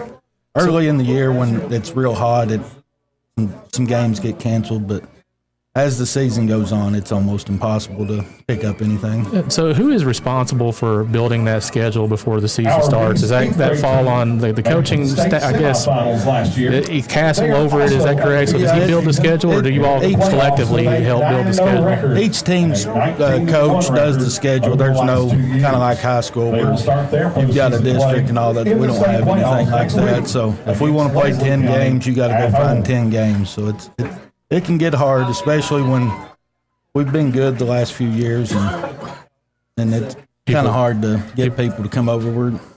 Like I said, the playoffs seeded off points, and if you beat us, you only get 10 points. But if you go and you beat Northern or Southwestern, you get 30 points. Oh, really? Because of the size of the school? Yeah. So I guess it's kind of like their own version of RPI. So you almost have to play those larger schools to really boost your average for. That's kind of weird to me. I just figured it was just a win was a win, and it was X amount of points for a win and X for a loss. Didn't matter of schools because it's 11 on 11 no matter what you do. It's not like a small school is going to have a disadvantage by only like putting 8 kids out there, because that would be unfortunate. 8th grade, when do they play? We will play, could be next Thursday or next Saturday. So you're playing Leslie County, so I'd say it'll be next Saturday. So you have to go to Leslie? Or no, we're the one seed in 8th grade. So they have to come here? Mm-hmm. So how does it, I understand, so maybe I do or don't. The regional tournament is played here this year, or? The semifinals are here. Our region we'll be playing at Corbin. Okay, so the semifinals are here. So the final, however many teams you have to go to Corbin to play that game. What does it look like for Somerset as far as like projection for what you see? I know it's kind of hard to predict like who Somerset's probably going to face, but what's it look like as far as like what you've seen from the teams on each grade? We've got a really good shot to have all 3 teams playing here in the semifinals, but we got to play. We had the better team or the best team in our division last year, and we got beat in the semifinals. So yeah, that's true. We should, on paper, we should have all 3 teams here in the semifinal games, but you never know. Who they projected, do you think, is probably the next best teams that you're going to face going into that Final Four? In the 8th grade, you'll have Pikeville there. Letcher Central's got a good team, and out west, I think Mayfield's pretty good this year. Okay. What about 6th grade? Who's going to stand? I mean, it's kind of a juggernaut. Brandon's doing something special with that group, so that's going to be a tough out for anybody. But of course, I don't know who's stacked up with what. I think last year in 6th grade we played Macquarie for the championship. And I think you'll probably see them in like the semifinal. That'll be the semi. I'd have to look at the bracket, maybe regional or semis, but that'll be probably the best 6th grade game this year, I would say. In 7th grade, I don't know how their brackets. I know like in 6th and 7th, it's not by division. It's just anybody in that grade can enter into that tournament. It doesn't matter at that point school size. So I know that, it's probably the same 2 schools probably be jockeying out to try to get a trip to Lexington. And that I'm going to have to brag on your boy for just a second. So I came over here and watched the Corbin game.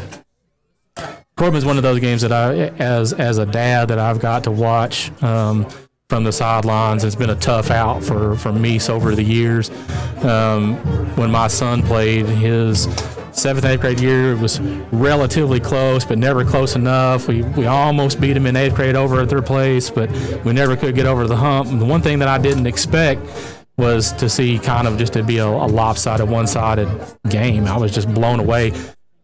When I asked Jeff Stigall, I was like, I don't know who the quarterback is, but man, that kid's for real. And he's like a 7th grader. And that was your boy. So he's having a heck of a season. Will he play 7th and 8th once it gets in the tournament, or do you know? I mean, it's probably hard to project, right? But yeah, I mean, we've got, we got several 7th graders that are starting or contributing a lot on the 8th grade. So, you'd like to say they're both going to play, but, if we're playing Pikeville here in the semifinals and 7th grade plays at 10 and 8th grade plays at 11:30, then it's hard to go back to back, right? Yeah, that's a hard. You don't want to put it. The decision that we'll make, probably weekly. But I hope the Middle School Association, they do a pretty good job of working with you, especially where we're a small school and they know that. So hopefully we can get the times worked out so those 7th graders can play in both all the way through. Good deal. So one last thing before we go here and switch it back over to Adam.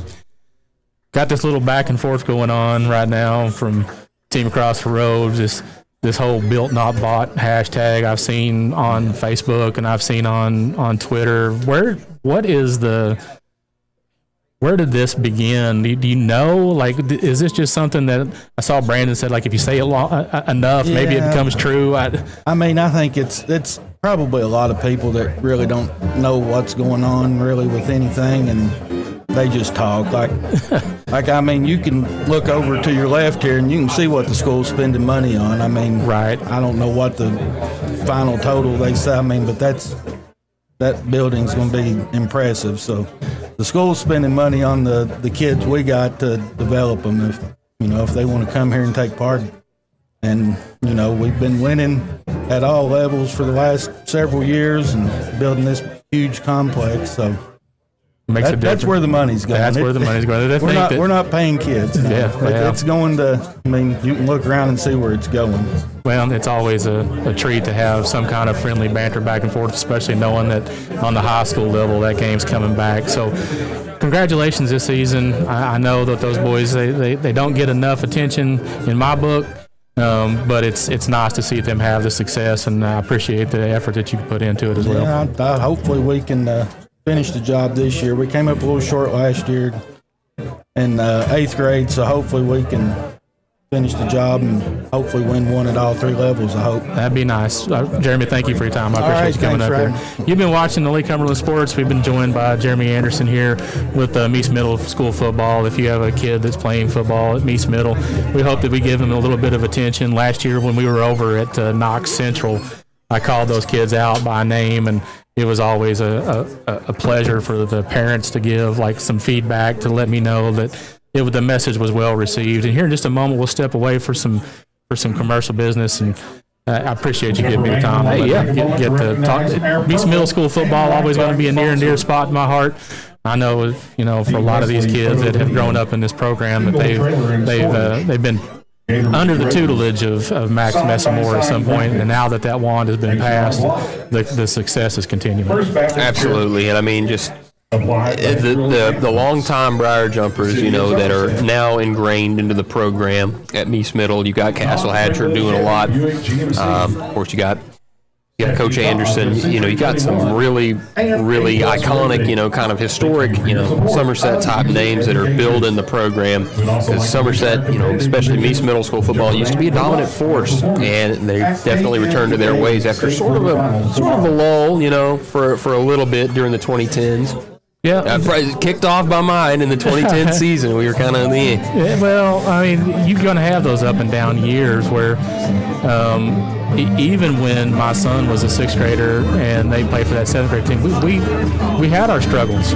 We went to Clay County, and I think we didn't pull out a win there. And we've also had a few games that were just a little bit outmatched. But 8th grade year, Preston 7th grade year, we brought home a state championships. You just never know the difference in how a kid or a team is going to mature over the season. We'll step right out, take a commercial, and we'll be right back after these messages. Here at Citizens National Bank, we still take pride in treating each and every customer like we would want to be treated. Our employees are here to help you navigate the confusing lending process and determine which type of home loan best suits you. Schedule an appointment today. We have highly qualified loan officers ready to serve you.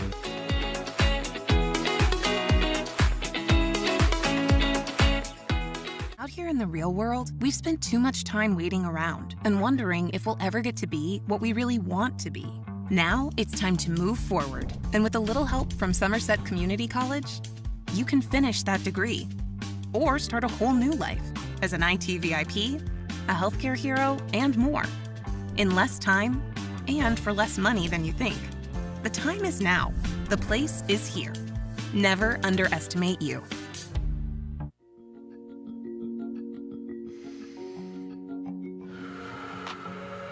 There is hope. Share your thoughts. Talk to us. Be a lifeline. You are not alone. You are not alone. You are not alone. You are not alone.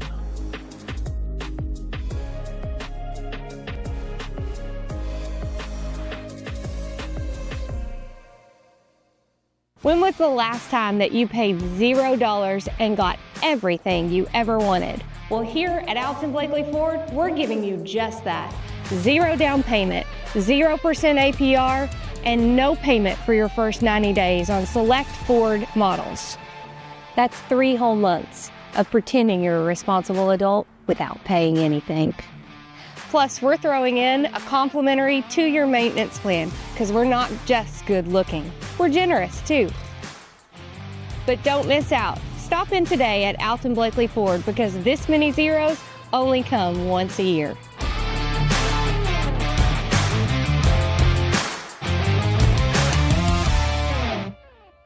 Introducing Hardee's Homestyle Breakfast Burritos with cheese, fluffy egg, crispy hash browns, breakfast sausage, bacon, and sliced ham in a warm tortilla. Homestyle morning goodness ready to go.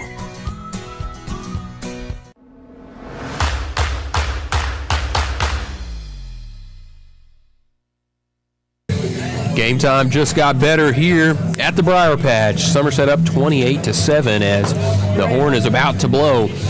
We've got a second half underway in just a few moments. The Entrust Healthcare kickoff will be due, and Somerset is set to receive it. I'm always thankful for the people who bring food up in this booth.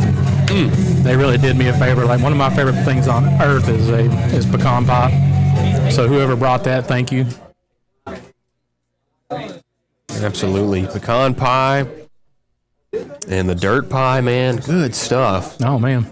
Hopefully it doesn't weigh too heavy on me as we got to carry through the second half of play. If I'm over here and I fall asleep, I apologize.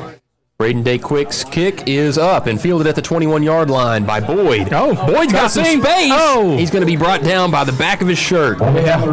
That was close, ladies and gentlemen. We almost had some fireworks there. He could have sprung that one. Yeah, it was very savvy returning there, just weaving in and out of guys and sets him up pretty nicely. What's the next great play? Deciding on what to eat after the game. Don't just settle for any fast food. Get a win with your taste buds at Wings and Rings. We've got over 12 sauces for award-winning wings. From speed to super spicy, plus they're more than just wings. Loaded burgers, crispy onion rings, mouth-watering mac and cheese are a guaranteed touchdown. Whether you're celebrating a big victory, or just grabbing a bite with your team, make your next stop Wings and Rings. Wings and Rings holds down the fort, and we want to thank them for sponsoring the video game of the week here at Somerset. Try to get some scores for you all as quick as we can. Xavier Hudson with a bruising run gets about 8. Hudson the ball carrier. And they may mark him a little shorter than what I initially had thought. What's his number? 5. Write that down. First person not named Hughes or Samala to get any rushing yards. Second down. Fresh legs. Makes a difference. May want to sort of lean on him as Samala a little bit banged up earlier this season and tonight. Power carry, and he is a great blocker, and he gets enough for the first down. Hughes gets all the way up to the Falcon 35. Gain of about 11 yards and doing it the hard way, ladies and gentlemen. I mean, like this, the momentum that they've had in the running game is just something that they have yet to just take their brakes off of. Didn't have really the time to make that work at the end of the half, but I know if they did, they wanted to.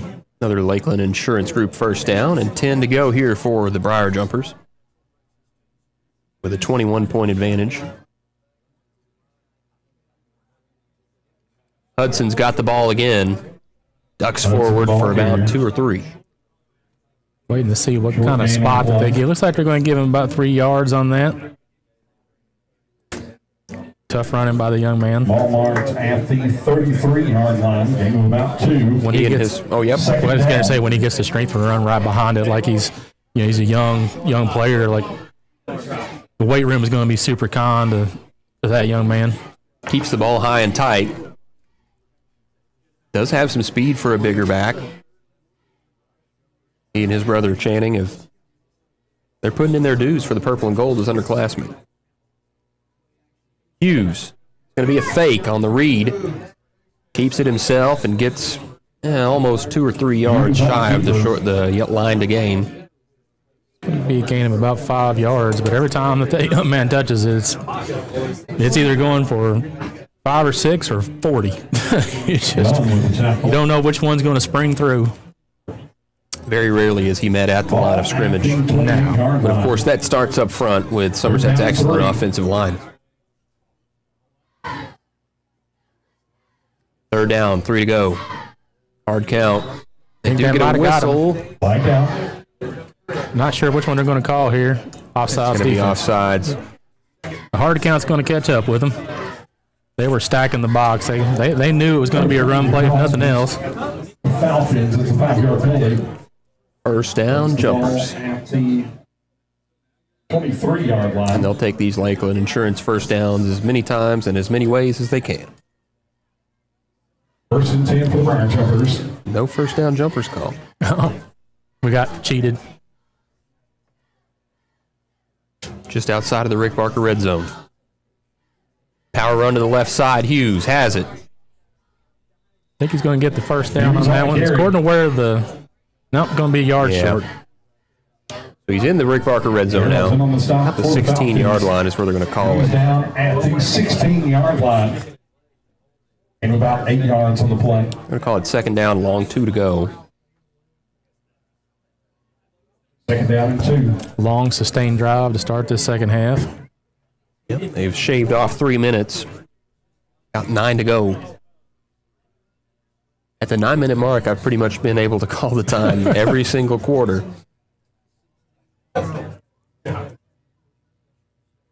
Hughes keeps it. Has a 1st down. Into the secondary. Hughes on the keeper. Both knees down. Looks like he's going to gain about 9 yards. 3, Reese Bartley. 21. A little slow to get up. He gets inside the 10. Once he was down, he took a shot to complete the tackle, but he was down at the 8-yard line. That's not what you want to see. A little hobbled on that step. 1st down, jumpers. Made up for it on that one. He's an Iron Man, though. 1st down, goal to go. The Chris Army knife. Is that what? Yeah. And Chris doesn't get the call from the sideline this time. It's Decker that gets the call from the sideline because they didn't want to have Hughes run all the way over there after the wallop. Look for a different player to have the ball in his hands here. It is Hudson. Hudson almost gets there. He's going to be around the 2.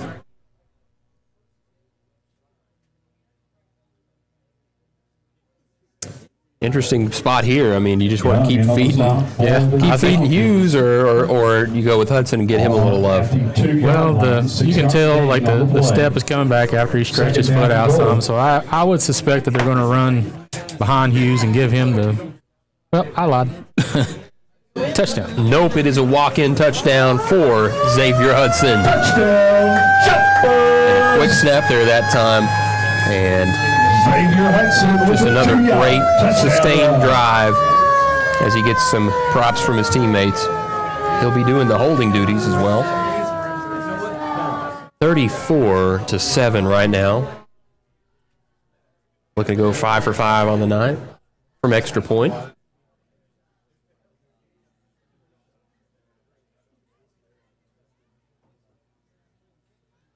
And he indeed is 5 for 5. Point is good. Julian Carroll, pretty much automatic when it comes to kicking point afters, and on the Randall D. Turpin CPA scoreboard, it is 35-7 with 7:42 to go here in the 3rd. Welcome back to another exciting night of Somerset Briar Jumper football. As the team gets ready to take the field, remember that a strong defense is key to a big win. A car wreck can turn your world upside down. You need a strong defense in your corner, and that's exactly what you'll get with the team at the law office of Jeremy A. Bartley, PSC. When you're facing a personal injury, a car wreck, a truck accident, or a criminal defense that are ready to fight for you, they're the trustworthy, aggressive, and knowledgeable legal advocates on your side. So if you or a loved one are ever in a legal fight, hit them with a jab. Call law office of Jeremy A. Bartley, PSC today at 606-678-7265, or find them online at carwreckattorneykentucky.com. That's the law office of Jeremy A. Bartley, PSC. 7 minutes, 42 seconds left to go in the 3rd quarter. Somerset strikes again, now leads 35-7. You say 678 in that phone number? 67. Oh my 8. goodness. Our listeners are going to be tired. I know, of it. they're going to be so tired of our antics. Probably not a lot of youthful listeners, but No. people that can relate at least, maybe with some kids in the house. If they got kids in the house, they're definitely hearing it. Fielded at the 10-yard line by Bork. And some pretty patient running. Jukes out a defender and gets close to the 40, about the 38-yard line. Monroe County sets herself up in good field position to start this early drive. Got to be careful. 28-point lead by Somerset. You fail to put some points on the board here. Somerset marches down. The clock will run. We'll end this game pretty quickly. And, you know, we thought that Somerset would be in for a 4-quarter battle, but so far, pretty much dominance. Yeah, like especially on the offensive side of the football. Business as usual thus far for the men in purple tonight. And they're going to be trying to throw this ball early and often. And just like that, it's actually a quarterback option, keeps it himself, and gets about 8. Got to put helmets on the football. Got to. I think that one kind of caught them napping. And it did, but it's been a process of a nap a lot in this at the end of the first half, and now to start this one. And it's been some lazy tackling as well. The addition of Lawson back in the lineup, we hoped it would help, and it has. He's made himself some good plays tonight. Got to key in on their guys, though. They keep this 4-wide set as Knuckles comes across the formation, fakes to him, and nowhere to go for Williams. That one's going to get eat up. Losing 2 on what was supposed to be, I will assume, a quarterback design run, and just collapsed there. Well, the defense stayed home on that one. They wanted to try to get everybody to motion for one side with the runner, but that didn't happen. Everybody stayed home, made them pay, so it's going to bring up 3rd and 4. And I would have to think that everything going forward until Somerset gets the ball back is going to be a 4-down territory just to keep from having that running clock put on them. 3rd and 4 for the Falcons. 6 minutes to go here in the third. 4 wide, 2 on each side. Back shifts to the left. Blitz coming. Picked up pretty well, and there's a strike. And it's going to be caught there by number 5, Levi Miller. And that's going to move the sticks for a Lakeland Insurance Group first down. Well-designed pass play on that one. He's across midfield to the Brian Tripper 10-yard in route. 37-yard line, 1st and 10 for the Been their Falcons. bread and butter for sure. Yeah, the short to medium passing game is something that they found some success with. No hits deep downfield. And a mixed bag running the ball. Bartley in the backfield next to Branson Williams. Running with Bartley, and he is stuffed at the line of scrimmage. Looks like it might be. That's Bartley, Reynolds, and also Bartley, the ball carrier. No gain on I the think play. Reynolds was the 2nd first one in on the stop. Everybody else was just playing cleanup duty. Mm-hmm. No gain. 2nd and 10 to go here for Monroe. Long trip to Tompkinsville awaits them, and they want to try to get back into this game. It's now or never. Across the 50. Looking to throw. Stays in the pocket. A pretty ball deep the downfield, and it is going to be dropped. Oh, no. Right in the breadbasket there of And I Knuckles. think he landed on his fingers, too. He's feeling that one. When he landed, I think he tried to brace himself with his hand, and fingers got a little bit bent backwards. Hopefully that young man's okay because he's holding that hand. Yeah, he beat the defense, and it was a perfectly timed ball, and the first time we've seen it from the deep pass from Williams right in the hands. Young man just got up on his own power. That's exactly what you want to see. Come over and shake it off, young man. He's the top receiver for the Falcons. He definitely had him beat. Not only a fast target, but a really tall target, too. Yeah, they've called his name a few times tonight. He's moved the sticks for him on short passes. Going to bring up 3rd down. Somerset They can get a good stop here. I would just wonder how far behind the chains they're going to have to get Monroe County to keep them from going forward on 4-down territory. At what point they call it that. 3rd down, 10 to go, when they're missing their top receiver. Bartley to the left of Williams. Early start there from the receivers. Back down. Very early start. Yeah. They forgot the count. And false start, that term comes from track, right? Is that where it originates? Really? Track was before football, right? Surely, goodness. I mean, probably. And there's the gun, and if you go before the gun, you jump the gun. Yeah, you jump the gun. Huh. And I'm pretty sure false start kind of predates football, even. They might call it a fault, too. 3rd and 15 to go here for the Falcons.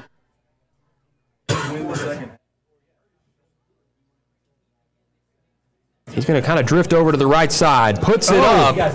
He's got a shot, and it's going to be harmlessly falling to the turf. Took him a shot in the process, too. Yeah. Caden Gerald's there, the intended target. He broke contain. He was there. It's just the ball was not there. The quarterback has absolutely been hit in the mouth a few times tonight. 4th and 15. I said that I thought that everything was going to be 4-down territory, but I think you're 15 you're 15 yards from a 1st down. I don't know. What would you do? I don't know. I don't think that they're bringing out the quarterback again. They figure it's now or never if they're going to stay in this game. And, anything can happen. They say 3 things can happen whenever you throw the football and 2 of them are bad. But, there's also pass interferences. Yeah, that's true. And I think it kind of evens out. So we'll see. They're going to go for it here on 4th and 15. Trips left this time. Look for him to roll left. Leaking out of the backfield. No, he's going to stay in the pocket. It's clearing out, and it's going to be nicely defended. No contact, and a turnover on downs forced by the jumper defense, living up to that test. That's been their strength all season long. Looking for a perfect night out at Bruin Dough, you'll find some of the best pizza you ever put in your mouth. Handcrafted sandwiches, calzones, and a delicious salad bar. And to keep the good times flowing, there's a full-service bar. Thursdays happy hours from 5 to 7, and they have mixtape bingo. The combination Name That Tune and Bingo starts at 6 p.m. Friday night. Come sing it like you own it with karaoke, where you're the star. Bruin Dough on South Highway 27 and Somerset at Stoplight 21. Somerset takes over at their 48-yard line. Is going to be 4 minutes, 20 seconds left to go in the third. Somerset leads 35-7, threatening to put the clock on Monroe County. They got a couple wide receivers over to the right side. It's a fake bubble screen, and Hughes keeps it. Doesn't get very much, maybe 4. Right up the middle. Be his 20th carry of the night. Leaning on him as they have all season long, and like I said, he's already in the programs and has some work to do this season if he wants to find himself atop the leaderboard, but he's got a real shot. 20 carries, 200 and almost, 234, yep. So that average is pretty nice. Your offensive player of the game, folks. There he's finding Decker on the screen. Decker's got himself a Lakeland Insurance Group 1st down. He's going to be brought down right outside of the 30. That's good for 18 yards. That's just a way to hold on to the blocks on the outside, and Decker to make some some yards after the catch. It's just athleticism and work. Give you a little bit of a break. And yeah, Decker, he's a playmaker, just a freshman, but we've already seen his capacity to make big plays. I believe he was the offensive player of the game a couple weeks ago. He was over at Clinton. I keep wanting to say Casey County, but thank you, Clinton County. Clinton, that's their only win this season, was at Casey.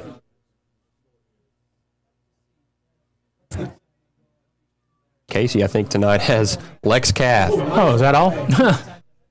And they're in that district as Hudson got the ball. Going to get a gain of about 3 yards. Going to have to run a long way to get those 3, too.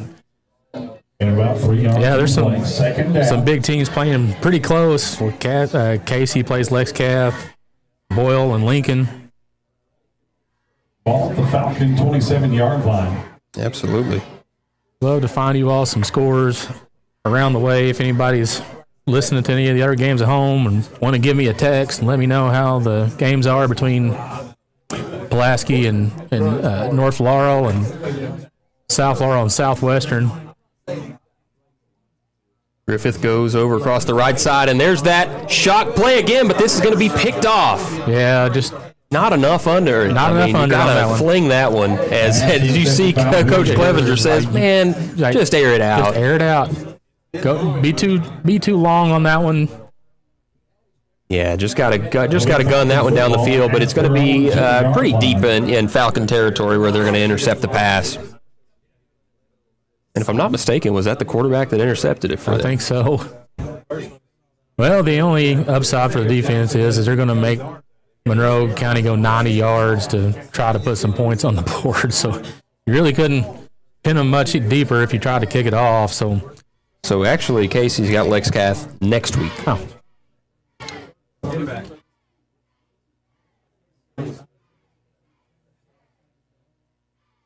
Falcon offense in the shadow of their own goalpost. Quick throw. Going to be completed. That one, I think, is going to be stopped at the line of scrimmage. It's going to be a pass for maybe a loss or short loss. Looks like they're going to spot it right back down at the line of scrimmage. But love to see the defense flying around like that, making a quick stop. Yes. On a pass. Because we've seen them, shake a defender here and there on a short hookup and get 6, 7, maybe 10 yards. Did it again. Yeah. I think you did that. No, I'm just kidding. It was half and half, to be honest with you. Second down and about 10 and a half to go. Looking to run the pitch. There it is. Oh, what a shot there, and you hate to see that type of contact, but it looks like he's okay. That's a stinger waiting to happen. As Bartley there that time was the ball carrier, and he was smacked, I believe, by Hughes. Ball carrier for the Falcons. I think it was number 22. Oh, was it Jed Boyd? Boyd with the stop for the Briar Jumpers. No gain on the play, third down. You're going down, and you're almost to your knees, and you take a shot like that, it can bend you backwards. Like you said, those stingers are no fun. No. We're winding down the third quarter here, under a minute to play, and they will need to snap the ball once more. For whom the bell tolls here on 3rd down and 10. Back-to-back plays for no gains. Couple wide receivers on each side, looking to throw. Has time, steps up, stays behind the line of scrimmage, over the middle, and a nice first down completion there that time to Levi Miller. Yeah, they had to string that play out for about as far as it could go before they got there.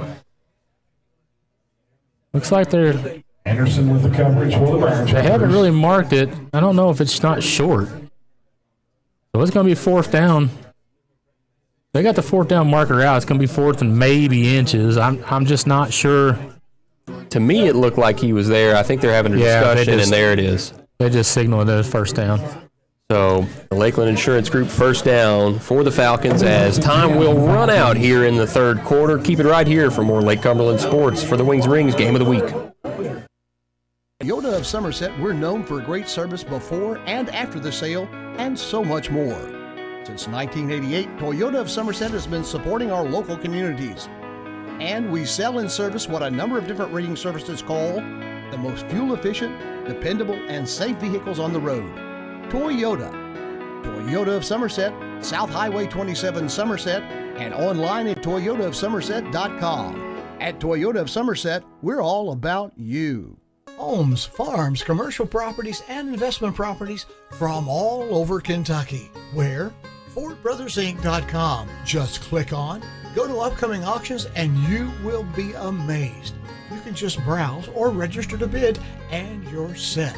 You'll have a front row seat to everything that you're looking for, whether it's live or online. Check out FordBrothersInc.com. So, Ford Brothers Auctioneers, we're selling the country.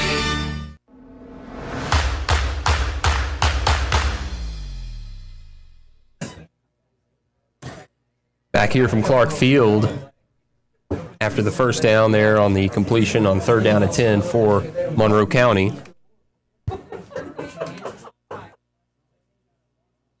Their offense looks to stay in this one. The running clock's still not in effect. 28-point deficit, 35-7, Somerset on top. Defending the home turf well. It'd be a really tough one for them to come back in. It's a handoff, and Bartley's got some space. Shakes himself to the outside, brought down by the chest. Bartley, the ball carrier. That was a big run right there. Yes, it was. Good stop for number 8, Anderson. Got him right there. Not so much a shoestring tackle, but 38-yard line. First and 10 for the Falcons.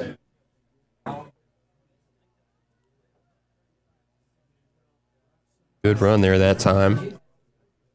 Burst of energy. The first time we've seen a really long, solidly long run. Another Lakeland Insurance Group first down here for the Falcons. They got a tight end on the line. One man to this near side, 2 up top. Quarterback carry there for Williams. Williams along the left side. Going to be ripped down by Tenor. His speed on the outside is deceiving. Tenor a little bit shaky.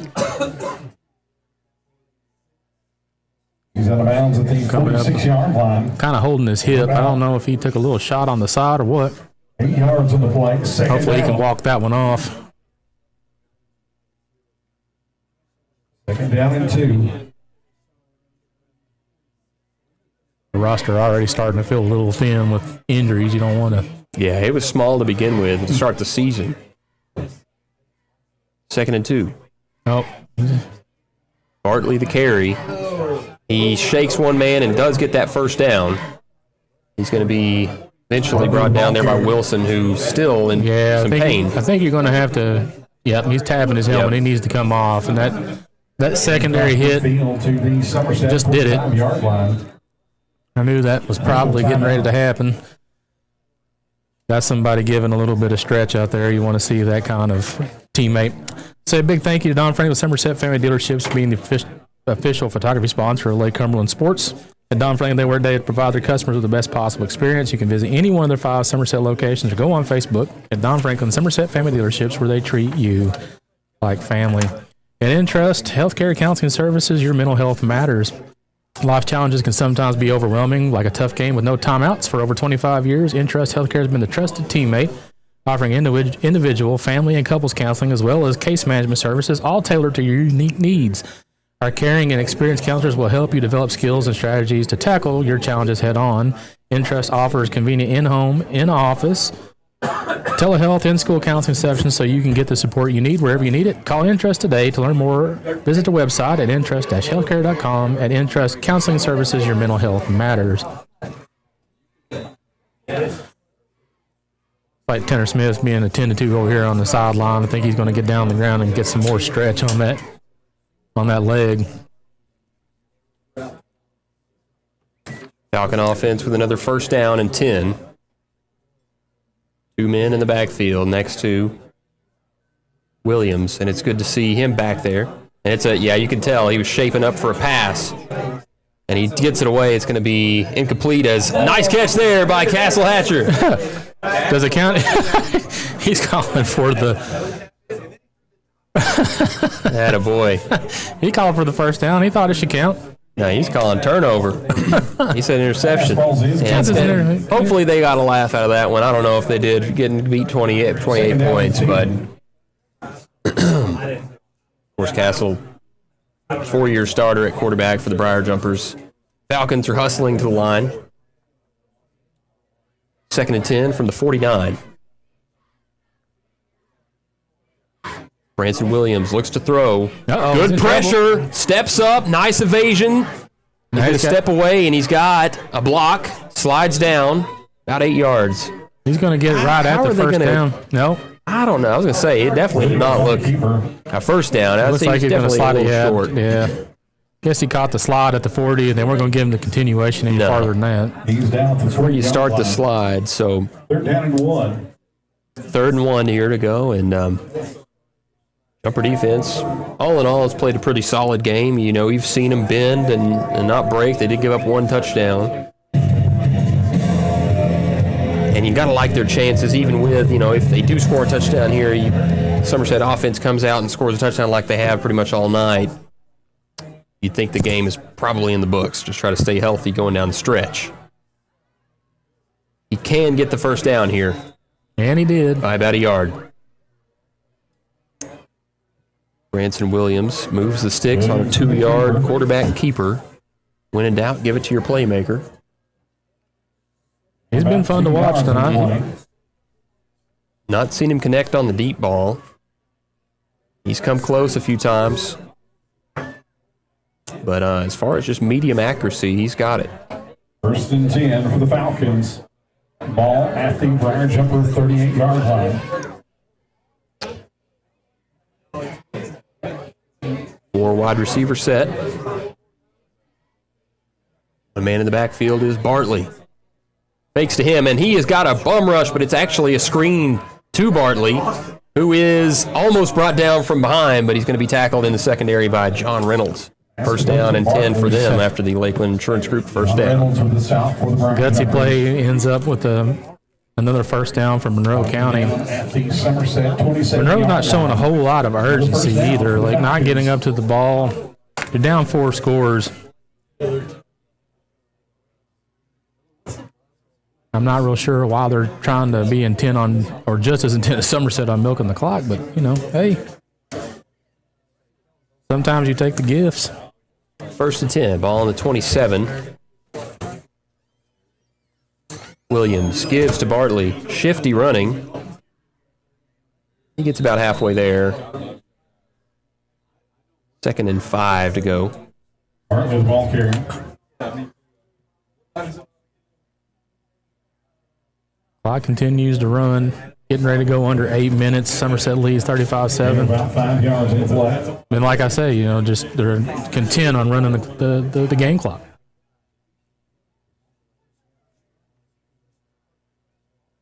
Falconeau comes out. 2nd and 5. Williams scans. Makes the snap. It's a quick slant. Oh! Broken up there, and Drew Henderson is happy about it. Yeah, almost had it picked. He sniffed that one out, played defense pretty well. Thought he was going to come up with the pick himself, but played the ball. Yeah, that slant. I mean, he had the receiver had his positioning, but the diving stop there, and you can't really coach anticipation like that. No. You got to have somewhat of an instinct. And, of course, being an athlete like him doesn't hurt either. 3rd and 5.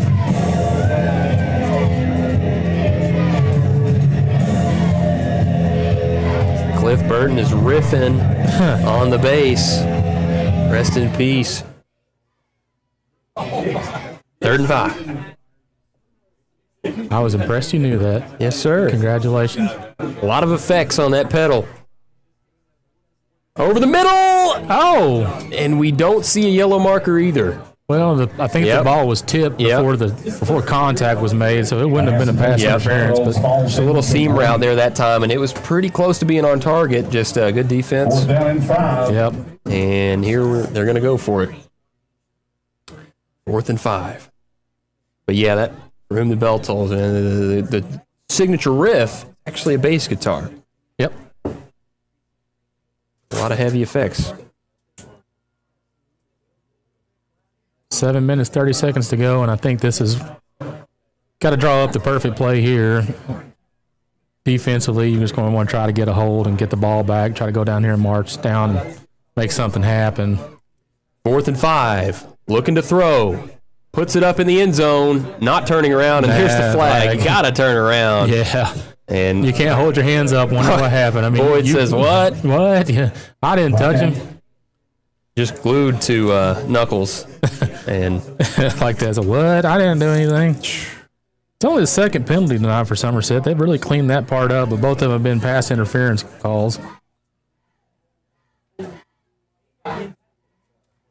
So that's going to be a first down here for Monroe. And on the 11-yard line, 1st and 10 for the Falcons. Untimely penalty. Yeah. Got to teach getting the head around. We've seen that a couple times tonight. Youthful mistake. Yeah. 2 wide receivers to the right. Quarterback run, Williams. Gains about 3 to 4. On the keeper. Second and 6 to go here for the Falcon offense after the design run to the left. Going to be second down, about 7 yards to go to goal. So second and goal, Monroe County. Somerset playing with their back against the wall defensively at this point. And like you said, if they had the defender just turn around. You have to put your hands on them. Yeah, it's one thing to kind of have the hip check going, but you're pretty much Velcroed to them. They're going to call it every time. Second down, 6 to go. Bartley with the carry. Nice defense, but he rips away from a guy.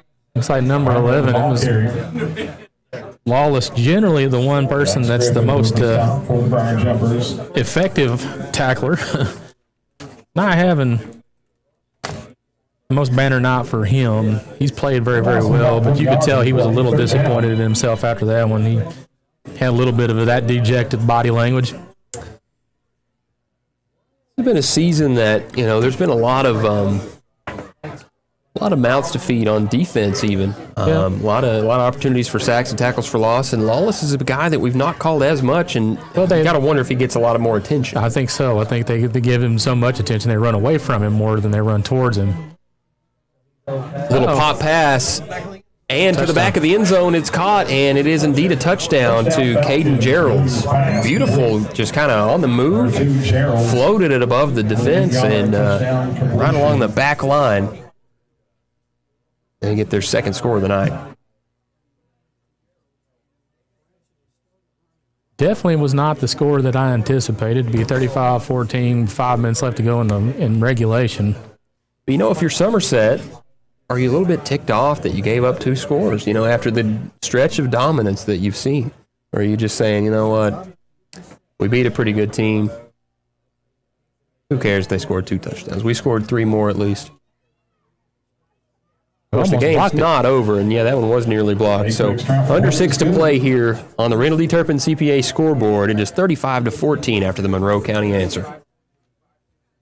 For every person who dies by suicide, more than 355 people seriously consider it. At Adonta Community Mental Health Center reminds you that September is Suicide Prevention Awareness Month. If you or someone you know needs support, call or text 988. 988 is the National Suicide Crisis Lifeline. Suicide is the most preventable cause of death we know of, and you don't have to be an expert to help someone in crisis. Just listen and share the 988 Lifeline number. For more information, go to adonta.org. 5 minutes, 50 seconds to go in regulation. Somerset still leads 35-14 and getting ready to get the ball back, pending the kickoff, of course. Been a quiet second half, just 2 touchdowns thus far from each team, or 1 for each team, 2 combined. And we'll see what happens on this the next couple series. I'd like Somerset to just eat as much clock as possible and perhaps get in the end zone one more time. Maybe feed another mouth that's not got a touchdown in a while. Or you just want to add to the Hughes cause. You never know. But Hughes, already seen some punishment. A lot of carries. He's been hobbled a couple times tonight, so maybe kind of coasted out. I'm not sure. Yep, they're getting the hands team up front right now. They are definitely expecting the onside kick.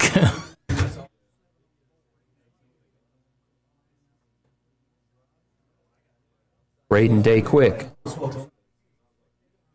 kicks it short. Somerset recovers right at about the 40-yard line. Yeah, and that is, I think it's Anderson with the recovery.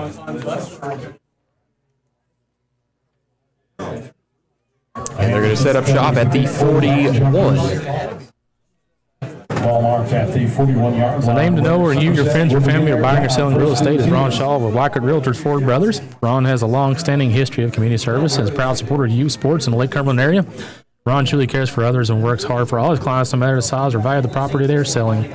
You can contact Ron Shaw at 606-271-0774 or email him at ronshaw45@gmail.com. That's Ron Shaw at Wackert Realtors Ford Brothers. They're going to come out in the heavy set. Feeding Hughes some more. Hughes, past midfield. Oh, wow. Just a stiff arm there to punish number 55, Dennis Staples. And it's a big Lakeland Insurance Group first down again for Hughes, who's got to be getting close to like 300 yards rushing. I mean, yeah, you're at about 250 right now. You're going to get really close if you punch it in here. But you're going to have over 300 yards of total offense if you were to punch one in from that distance right now, because got to count the passing yardage as well. Total offense, I should say. That Samala's also got some nice carries tonight. Yep, Hudson played pretty well. And an all-around good effort from the Jumpers, playing some complete football as the ball is now being marked back. Had to have a 15-yard penalty after the run. Yeah, maybe something extracurricular going on, but they did indeed mark it back. So count the run, but mark off the penalty yardage. How many unsportsmanlike? How many penalties against that Briar Jumpers is that? The two pass interference in this? I got to say, a lot cleaner game than normal, and this could be the crew. The crew seems a little apt to keep it in their pocket at times. That has helped. We've seen literally no holdings. But I haven't seen a lot of talking. You know, like there's not. Yeah. Somerset's kind of let their game speak to it, but they've backed their trains up, so like they've had to call I don't know. No holdings is kind of interesting. Don't guess that 18-yard run counts. Yeah. No, it will. And then you just got to mark the yardage back, unfortunately. Well, it looks like they moved the chains back too. So it is first down, but they just reset the spot. And Hughes keeps it again. Oh, my goodness. Woo-wee. And that is a collision there for Jarrett Denton and Chris Hughes. Well, that's one of those you're going to make a collision. You might as well give as much as you get. Down at the Monroe 48. You only get what you give. Gain of 8 yards on the play, second down. New Radicals. Throwback. Man. 99 or so. Yeah. I remember hearing that one on VH1, like top 90s one-hit wonders. I was like, man, this song's a banger. I had to immediately go to iTunes and download it before Spotify was really big. Had to go to Napster at those days for me. Shoot. Samala, the carry. Still on his feet. Nice patient running and using that stiff arm to extend the run, and then takes a shot. But he gets right back up.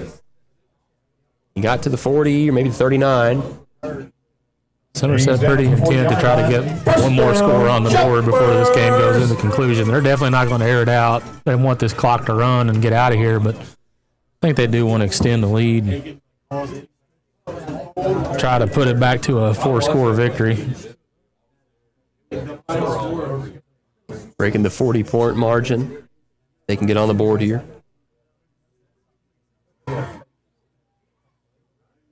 Hudson next to Hughes. Flexing Samala back into the backfield. Wow. Hudson gets it this time. That was some really beautiful misdirection. I got to give him credit on that play. Yeah, and it's another Lakeland Insurance Group first down. I think, judging by what Coach Hatcher was talking about, and the younger Hatcher, that is, he was kind of doing some gesticulations with his hands. Gesticulation, look at that. And I guess he was kind of telling him to do the switcheroo, bring him back to the backfield, fake like you're going to him, and then hand it to Hudson. And nice play design. Yeah, real nice. Shot out of a cannon, and Hudson's having himself a pretty stellar night. Not enough to uproot Hughes, I don't think. No. I mean, he's got 36 yards on and 6 carries. Touchdown, that's a good night at the ballpark for the sophomore, and he gets another carry. Just, chunk yardage. That's going to put him right at 40 yards rushing. Moves his way forward. They're going to give him maybe 4. Yeah, it looked like he got 5, but they're going to give him 4. 25-yard line, 4-yard gain on the play. So they're knocking on the Rick Barker Red Zone's door. Second down, 6 to go.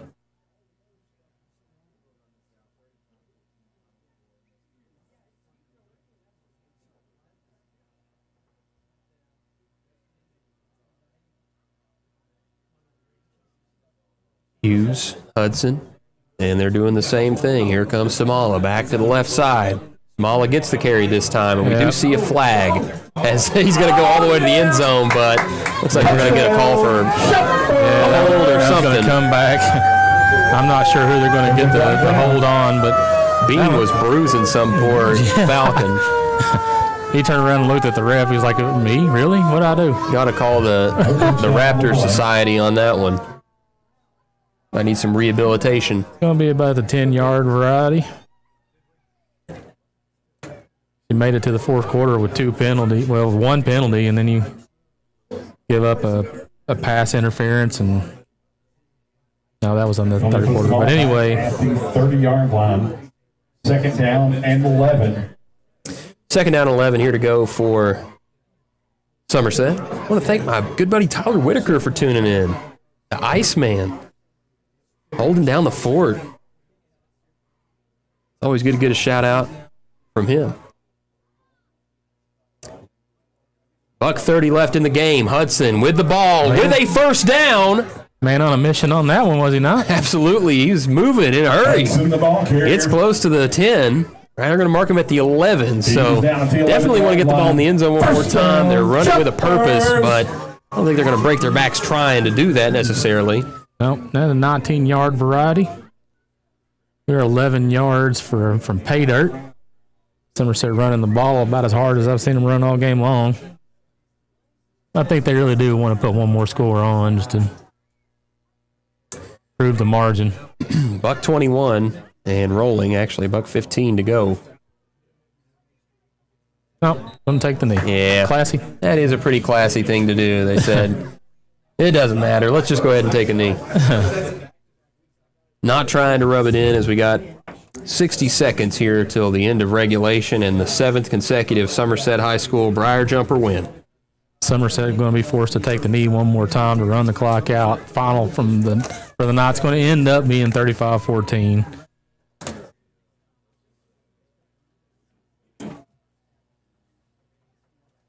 Under 40 to go. One more snap, and this one should be in the books.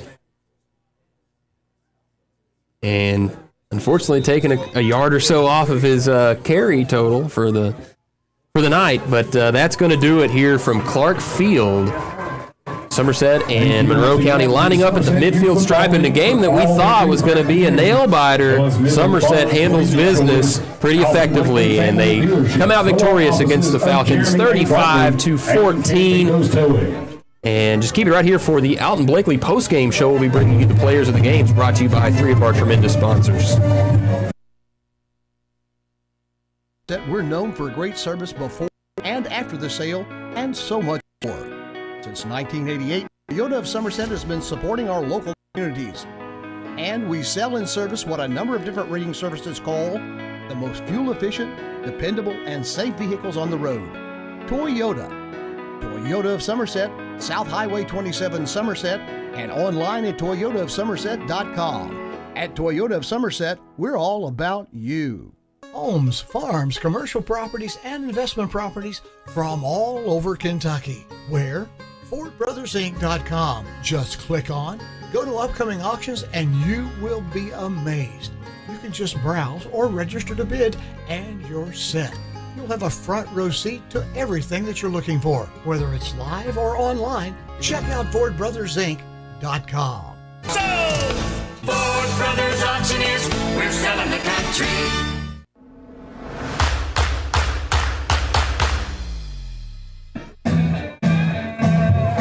We're back here on Lake Cumberland Sports. This was the Wings and Rings game of the week, and you witnessed a dominant Somerset victory over the Monroe County Falcons, 35-14, defending the home turf very well.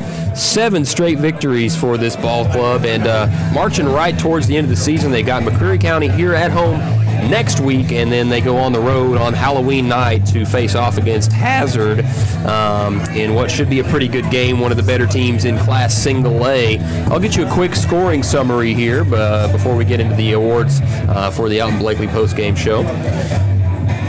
Somerset scored first on a 75-yard touchdown run by Chris Hughes, and just get used to that. He did it quite a bit. Later on, he found the end zone from 25 yards out in the first quarter. 14-0 was the score at the end of one. In the second quarter, Hughes again scored from 1 yard out. It was 21-0 at that point. And Branson Williams did a little bit of quarterback running himself for a 2-yard touchdown, 21-7 at that point. Hughes again found the end zone to make it 28-7 after a 22-yard carry, and that's where we stood at halftime. In the quarter number 3, Xavier Hudson found the end zone for the second time this season from 2 yards out, and it was 35-7 at the end of 3. In the fourth quarter, just one more touchdown. This time it was the Falcons. Branson Williams found Caden Geralds to make it 35-14 at the end of the game, and that's where the cookie crumbled, my friend. It was a heck of a game. 252 yards on the 24 carries by number 17. 252 yards, 4 touchdowns. I mean, that the law of averages is pretty solid on that. Number 6, Corbin Samala had 8 carries for 67 yards. Hudson, number 5, 59 yards total rushing, 8 carries, 1 touchdown in the air tonight. Had 3 out of 5 completions, or 3 out of 5 for Chris Hughes for 35 yards, the leading receiver tonight. Number 3, Alex Decker for 21 yards. So overall, pretty dominant game. The scoreboard doesn't really indicate it. I know that Somerset had a couple of opportunities to really close out the game. Had they not thrown the interception, I think had they run the ball in, I think that's a different outcome of the game. I think at that point, Somerset would have gone up 42-7, and the clock would have run, and then it probably ended it pretty quickly. Somerset, of course, wins their district again, 3rd year in a row. Another big district championship for Clay Clevenger since he's arrived here on campus. Got some kids out here doing a little bit of celebration after the game. So we've got some awards to give away. Somerset Community College Offensive Player of the Game, Chris Hughes. I don't think we're going to be able to give a whole lot of argument. We want to say a big congratulations tonight for Hudson and Samala, both having some pretty solid touches, but I think if you're going to have 250 yards on the ground and 4 touchdowns, it's going to be hard to give it to anybody else. So, yeah, I think it's probably smart to give it to that young man. Yeah. Somerset Community College Offensive Player Game, Chris Hughes for sure. Yeah, we didn't have really talked that enough. So these are the ones that are going to get a little bit tougher. United Cumberland Bank Defensive Player of the Game. A lot of young men out here contributing. Drew Lawson came back from injury. He'd missed several weeks. He was the team's leading tackler. I don't believe we have him as the United Cumberland Bank Defensive Player of the Game. When you play Mike linebacker in a 3-4, you're not going to really make the flashy plays. You're going to do the dirty work, and that's what he did tonight. He did the dirty work. He had a lot of tackles, and he had that crucial interception, which almost gave Somerset an opportunity to really put the pressure on there at the end of the half, but just a spectacular catch there. Yep. So Drew Lawson makes sense to me. I'm liking United Drew Cumberland Lawson. Bank Defensive Player of the Game, Drew Lawson. I want to say welcome back, young man. Hopefully you stay healthy. Need you to stay that way to the end of the season, and hopefully get number 4 back as well. Bruindoe, lineman of the game. We can go 100 different directions. We really could. And Alsip had himself a heck of a game. Jacob Barley, heck of a game. But it's the hardest person to probably see those the lap of luxury for